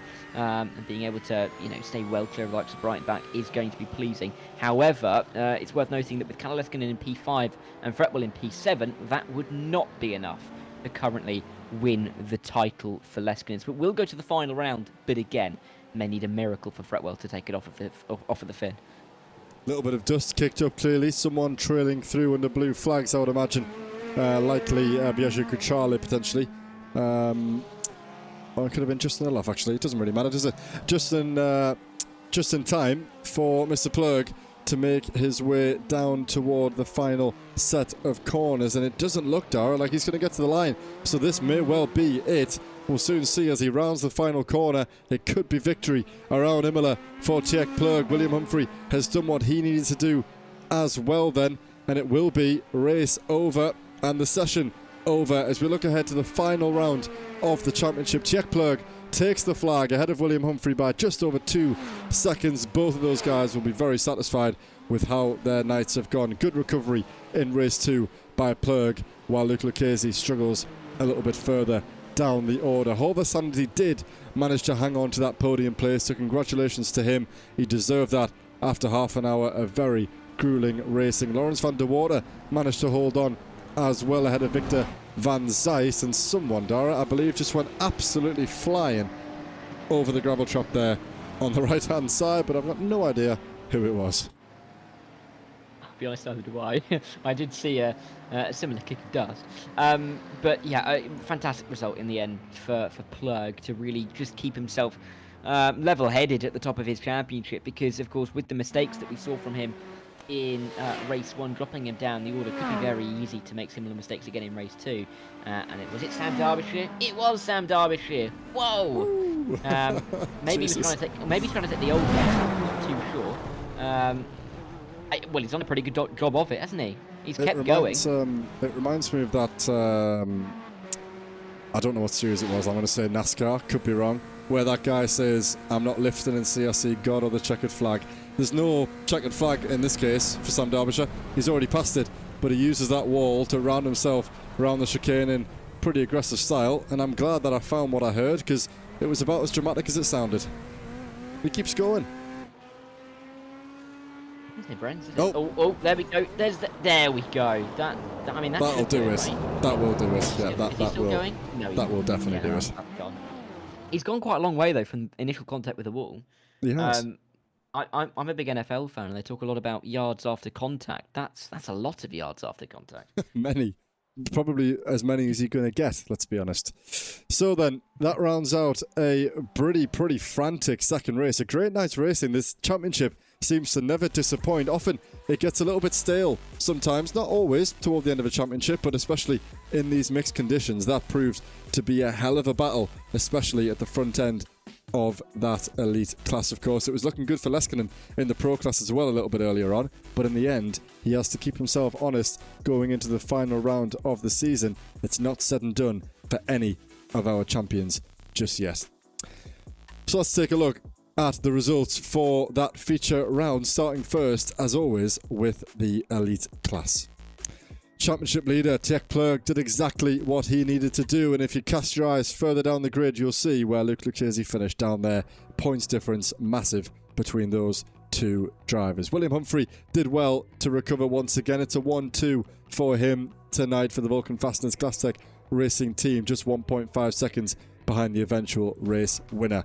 Poleman at the start of this second race, Dominic Olvasanity held on to a podium in the end under intense pressure from Mr. Zenobriga in behind, one of the fastest drivers in the league. Congratulations to Olvasanity for holding on to that one. It was a 4-5 for RDSA between Zenobriga and Luke King, with Sam Derbyshire finishing in P6, following on from his dramatic little exit there over the gravel traps. Luke Van Gortel and Luke Lucchese will finish in 7th and 8th, of course. Interesting to calculate what the difference will now be, especially given the fact that Lucchese had a positive result in race 1 while Plurg did not, but it's a reversed order in race 2. Thomas Pugh and Ignas Vincenzeskis will round out the top 10 ahead of Quinton Verdonk in 11th, sharing that spot alongside his teammate. Paul Cowlishaw will score points in the second race in P12, and it'll be John Breitenbach and Matt Hoyland who will finish on the lead lap in P13 and 14. Jakob Krafek likely to score points, the privateer,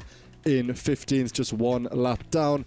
Justin Eloff may or may not score points, having finished 4 laps off the pace, but then Hayden Miller, sadly for him, scored points in the last one, but that will be 4 DNFs from 5 from the Phoenix Racing driver. Over then in the pro class, and it was Lawrence van der Voorten who took to the Vorta very nicely indeed in getting that win for the LS Racing crew. Not by much though. Victor van Zijs pushed him all the way, and in the end it was only as many thousandths as there are days in a year between the top two, which realistically, particularly in these conditions, is nothing at all. Marcel Breitenbach, after a great result in the opening race, picked up another podium for his efforts, and really pleased for the Barbecue Bread Racing team for him to get there. Stephen Codman was very much on his own in P4 ahead of championship leader Kalle Leskinen, who hasn't yet won the title. But it's looking pretty good. He has extended his championship advantage over Alex Fretwell, who finished in P7 behind Chris Jennings, to what is, I believe, we might see this different next week, but I believe 93 points. And of course, there is 100 up for grabs in 7 days' time. David Hutchinson, Joshua Cohen, and Stephen Hobbs all rounded up the top 10, all on the lead lap, with Biagio Cutrale and Lorenzo Gorgetto, the virtual racing team drivers, having a bit of a torrid night, down in 11th and 12th. Danny Phillips was 3 laps down, Jon Gonzalez was 4 laps down, and for Wayne Bass and Joshua Ness and Lawrence Zappa, they were a long way down and won't be scoring any points for 15th, 16th and 17th.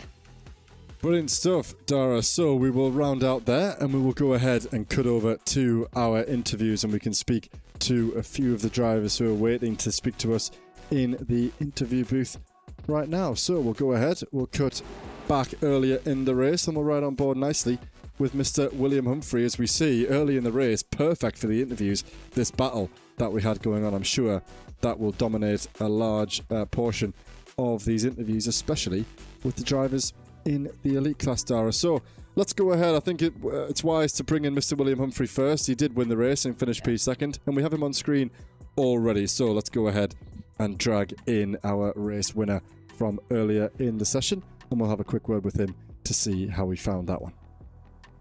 Yeah, I mean, it's worth noting as well, pole position in that opening race before, of course, a little bit of a mistake, but still came away with the win. William joins us now. Firstly, William, can you hear us? Hello, lads. Good stuff, Will. Well, it's been a little while since we spoke to you in the commentary booth, of course. Not so long since we were in our own server, but first of all, massive congrats. We were saying earlier, it feels like, I mean, I don't know what you think about other series that you do, but I didn't realise that it had been so long in this championship since you had your first win right back in round 1 in the feature race, and now you've got yourself back on the top step again in fine style, I must say. A tricky circuit as it is in these conditions. Not dominated qualifying, but did well in qualifying. Converted that first race. Talk us to the first one to begin with, of course, because the circuit began to dry up a little bit and drivers started having pretty familiar spins. Aqua Minerale and Variante Alta, two areas of concern for a lot of these drivers. So how did you find that first race tonight? Well, the first race was great at first because you had so much grip compared to practice. It was like saying fast slap after fast slap. But it seemed like Aqua Minerale was a proper death zone where you just touch the brake very slightly and just spin around. There's a few other spots like that, but that was the most deadly.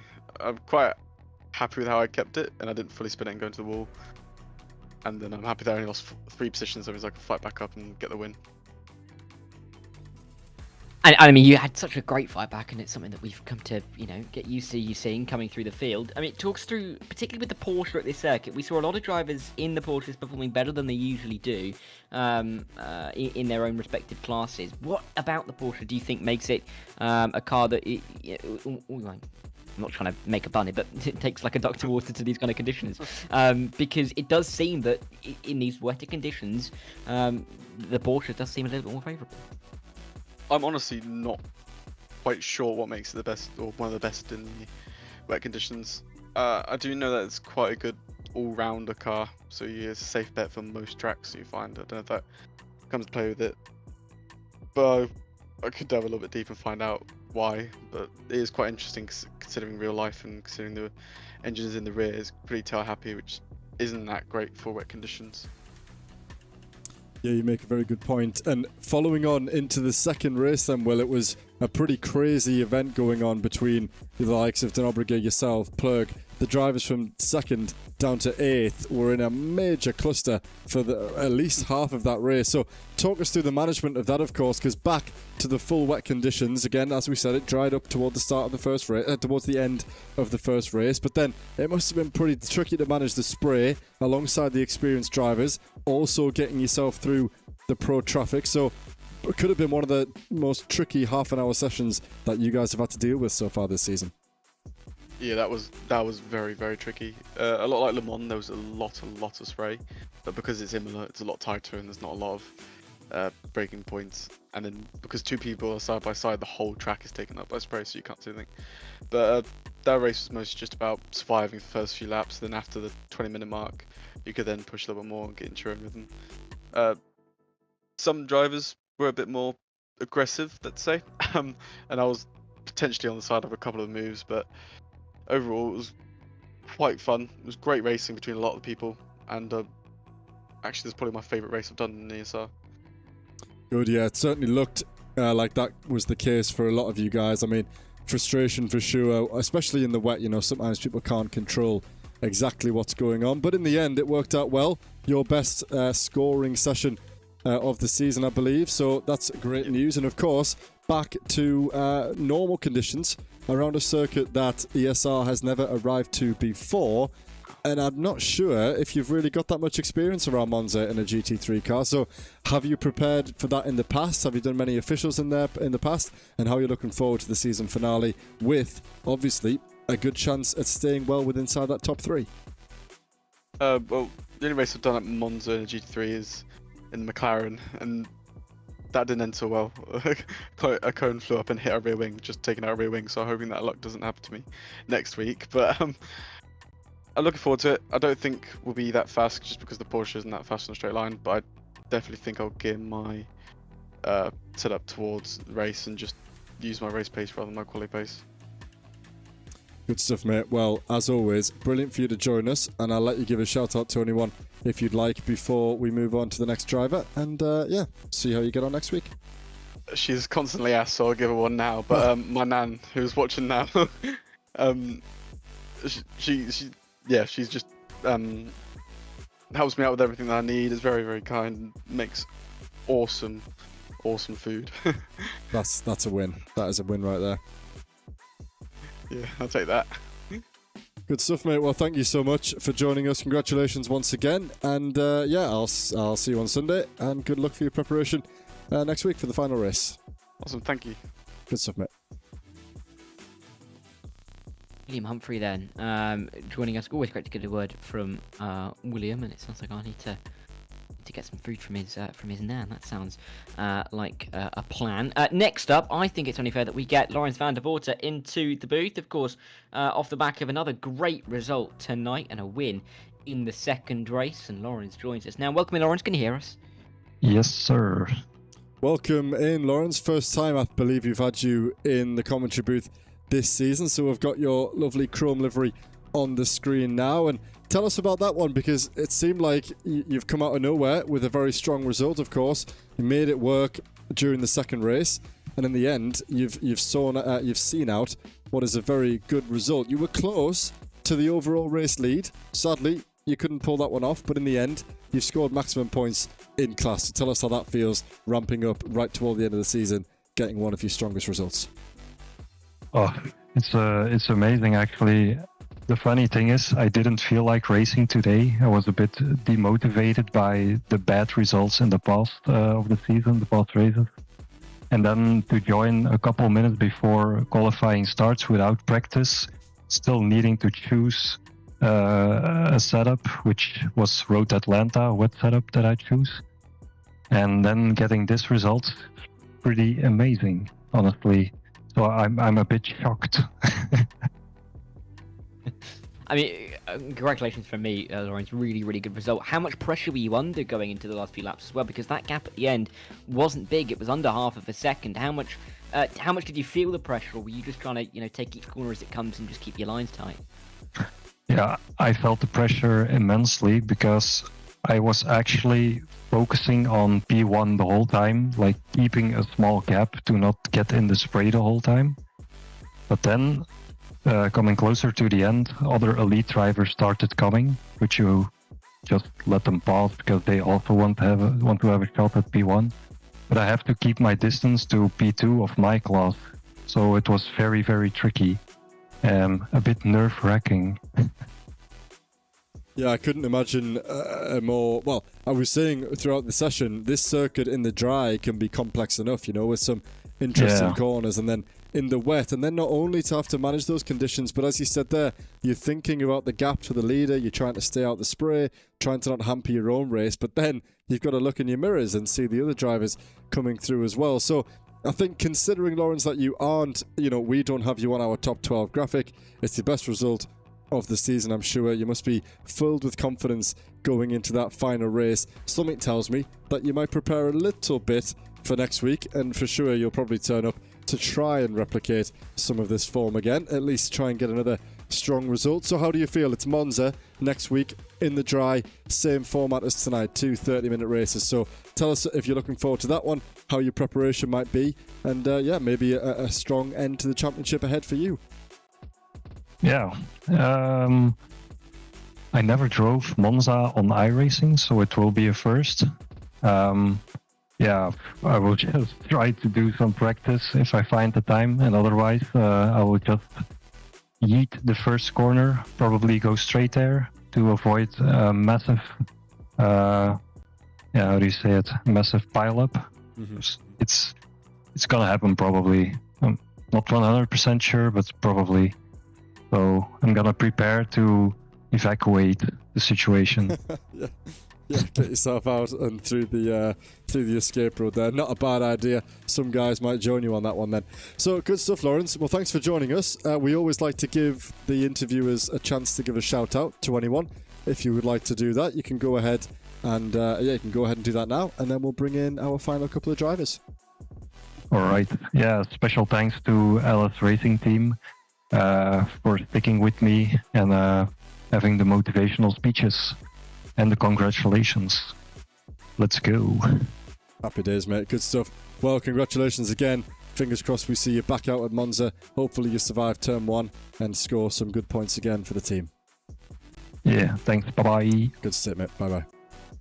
Thanks, Lawrence. Great result for Lawrence van der Voort to get himself onto the top step of the podium tonight. Sadly, it wasn't as good of an evening for Alex Fretwell, but he is still mathematically in title contention, so he will definitely be talked about next week. And Alex joins us now. Firstly, Alex, can you hear us? Yeah, all good. Welcome in, Alex, once again. It's becoming a regular thing, this, and that just reflects your positive results that you've had over the last couple of weeks, of course, a couple of podiums over the last few racing rounds, and tonight it started pretty well. I feel like, were you a little bit stronger in these full wet conditions? Because qualifying went pretty well at the start. I believe you qualified 4th in the end in class, and then of course a pretty decent result in race 1, then into the pit lane. But in the end, it wasn't too bad because Leskinen didn't have the greatest result of it either. So just talk us through that one in these conditions. And of course, eyes on that championship. Difficult. Next to impossible, of course, next week. But still, definitely a chance to grab it.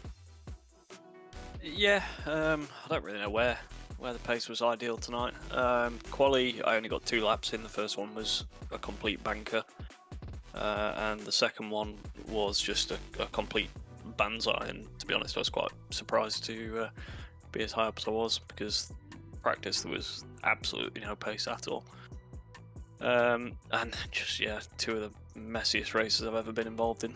The second one I think was a little bit more unfortunate. The first one was, I think, mostly my own issues.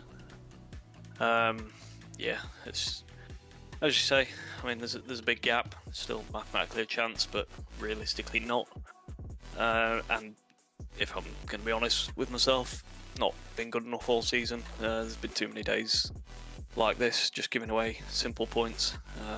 There's been a couple of highs, but yeah, on the whole, average to a little bit too messy. Still, definite positives to take throughout the whole of the season. Generally, I mean, you've been up near the front quite a lot of the time. Yes, there've been a couple of, a couple of times where you could have got a few more points than you picked up. But again, recovering well today in that second race, particularly to keep yourself in contention, because it really looked like at the start of race number 2, after you dropped down the order going into the pit lane, that it was going to be over tonight. You've kept yourself in it, so you've always got a chance. You never know. Callie's internet may die. Anything can happen. Where do you feel like the strengths of the Ferrari are going to be around Monza? Of course, it is the home circuit for the Italian team. Are there any benefits do you think that this car will have compared to some of the others around you? I think it's sort of reasonably strong enough in straight line. I don't think it's the best over the curbs, which obviously here tonight and at Monza is sort of necessary for the ultimate pace. I think it's probably just about good enough at everything. It's not really a car that has one standout feature, which is sort of why I've ended up back in it. It's, like I say, just a good all-rounder. So yeah, I'll try my best. I think in general, regardless of the car, I'm probably lacking a little bit of outright pace. I've sort of got into this position in the championship by picking up points every week, even if, like I say, it's not always been optimising what would have been the best theoretical result for me. And yeah, make the most of it, because by the looks of it, next season this class is going to get quite a bit harder. Yeah, I was just looking at your results, Alex, because I remember you moved out of the McLaren, I believe, into Road America, which was round 4. Yeah. And I think, looking at this roughly, you failed to score points in 3 of the opening 5 rounds in the McLaren. But then since then, you've had 4 or 5 podiums, barely been outside the top 8, scoring consistent points. So I understand your point. You weren't quite good enough, but I must say, had you, been in this Ferrari from the start, I think you definitely would have been good enough, because you've proven yourself that to be of that pace since the 5th, 6th round, let's say. So, yeah, next season is optimistic. Now, you must be feeling the not pressure, but obviously you had such a close battle last season with Chris Jennings, and then you had such a close battle in a way this season again, looking like you're going to finish inside the top 2. So next season you've got to go for it, surely. Not that you haven't gone for it, but pick a machine that you're definitely going to be favoured with, stick to it, don't take a points hit, and then you never know, it might be your chance. Yeah, to be honest, I forgot about that points deduction. Things would, be looking quite a bit better. Even if I just had those 50 points back, despite, obviously, like you say, if I'd have started in the Ferrari, probably would have improved on some of those bizarre results, to be honest. Especially Portimao, I think it was just a nightmare in the McLaren. But that's what it was. So I'm not going to sort of exactly. No need to dwell. Yeah, exactly. No need to dwell on it, but definitely optimistic, definitely positives to take. Looking ahead to the next season, of course. So, good stuff, mate. Cracking session overall, and the rain is done now, so we're nice back to dry conditions, and then we can end the season nicely. So before we head there, obviously, before we finish as well, I'll give you a chance to give a shout out to anyone if you would like, and then we'll wrap up for the night. Yeah, well, there is a small chance I might not be here next week, so I'm going to give a premature congratulations shout out to Kelly. When you look at his results all season, it's pretty clear he's been a standout. So yeah, I think, what is it, 5-6 wins, something like that. Yeah. So definitely one for him. Mega mate, you're totally right. It's been his to win most of the season. He was pretty impressive during pre-season as well. But hey, certainly the best, could be worse. So good stuff. And well, we hope to see you next week. Obviously, if you can't make it, then so be it. But it will be good to see a little bit of pressure put on him, at least, not to make it too easy for him. So we'll keep our eyes out on that in practice next week to see if you're with us. So thanks again for joining us. And if you do some preparation, good luck, and maybe we'll see you out on track next week. Yeah, thanks a lot, guys. Cheers. Good stuff, mate. See you. Alex Fretwell, somewhat disappointing, it seems, for him tonight, but still very much going to be in contention in seasons in the future. Yeah, absolutely right. I mean, Alex has been here, I think, since the first season.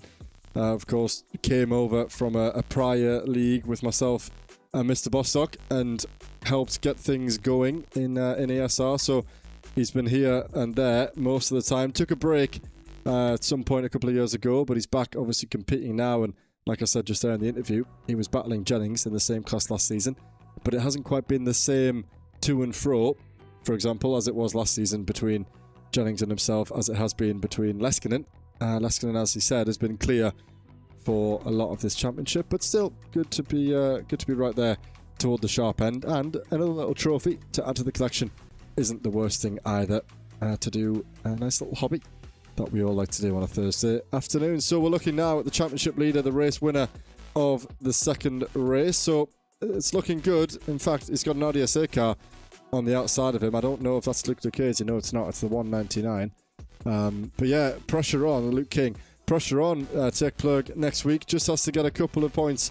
Well, more than a couple, but he has to secure some decent positions over Luke Duquesne to secure his championship. And what a great debut season it will be for him. A new team on the block, a new driver on the block, toppling, as we've said before, the veterans of the series, Duquesne, Denobriga and the like. So if the 177 can pull it off, it will be a cracking result then. And Dara, before we finish then, you can just summarise a little bit that one. It was obviously tricky for everybody, and that's probably the hardest sessions over and done with. Le Mans was pretty tricky. The 1 hour of Sebring last week, also pretty tricky, and then tonight just adds to that as well. The drivers can maybe now look ahead to more of a casual, still pressured, but a casual finisher on Monza next week. Yeah, I think for a few of the drivers that they've almost kind of settled into the positions that they're going to be in for the end of the championship, but for some there is still quite a lot on the line, so I think it's going to be quite exciting to see next week who really performs. And again, turn 1 at Monza can be absolute chaos, so with 2 races, 2 attempts at that opening corner, I think a lot of the drivers are going to be, very careful. Some are going to be less careful. They're not going to be too fussed with how they go because they feel like their seasons are over. So yeah, I think the difference in attitudes going to next week is going to keep it really quite interesting, and I'm looking forward to it in 7 days' time. Likewise, absolutely then. So we'll close out for the session and we'll recap on what we have going on at Evolution Sim Racing, of course. So, as we've said, we've concluded the penultimate round of the GT3 Championship, of course. Split B is still going on. The interviews will still be going on over there with Mr. Paul Walsh. So go ahead and jump over to him and give him some support toward the end of the session. Of course, 1 race left to go. Next Thursday at Monza. We've said that enough tonight. You don't need us to tell you again. The European GT Championship continues its progression through the season, of course. We arrive at Le Mans on Sunday evening, the 1st of June, coming up for round 6. And after that, there'll be 4 more rounds to go in that championship, leading us all the way to the back end of July, where we'll finish around the legendary Silverstone circuit. So cracking races upcoming over the next few weeks in EGT, and stay tuned for the announcement upcoming soon, I would imagine, for what will be the follow-up series to that one once that one is all said and done in July. The Danny Lee Porsche Cup also well underway, of course. Only 8 rounds in that one, so a little bit of less opportunity for the drivers in that championship to claw back some points. Round 4 around Sebring was concluded just last Sunday, and it's 2 Sundays at time. The drivers will join once again for the 5th of 8 rounds around Snetterton. Then they have Virginia, Mosport and the Nordschleife combined circuit to round out the championship, which will be a cracking season finale. And then finally the Practice League, free to join Tuesday evenings, Saturday afternoons. If you want to get involved with us here at Evolution Sim Racing, you can scan the QR code or use the link on screen now, and you can get involved for free just by leaving us a message that you want to join the Practice League, and we'll get you involved, get you on track in more of our casual setups. And then as the sign-ups come for the next couple of series, maybe you can get yourself on the list. And that's going to be it for us tonight. Thanks to everyone who joined in the chat and who took part in the chat. Didn't really have that much time to go through some of the comments tonight because the action was non-stop, but nonetheless I appreciate the engagement, of course, and we'll look forward to a smashing race this time next week around Monza. So for now, everyone, enjoy the weekend. Thanks for watching, and we'll see you ahead for the finale in 7 days' time.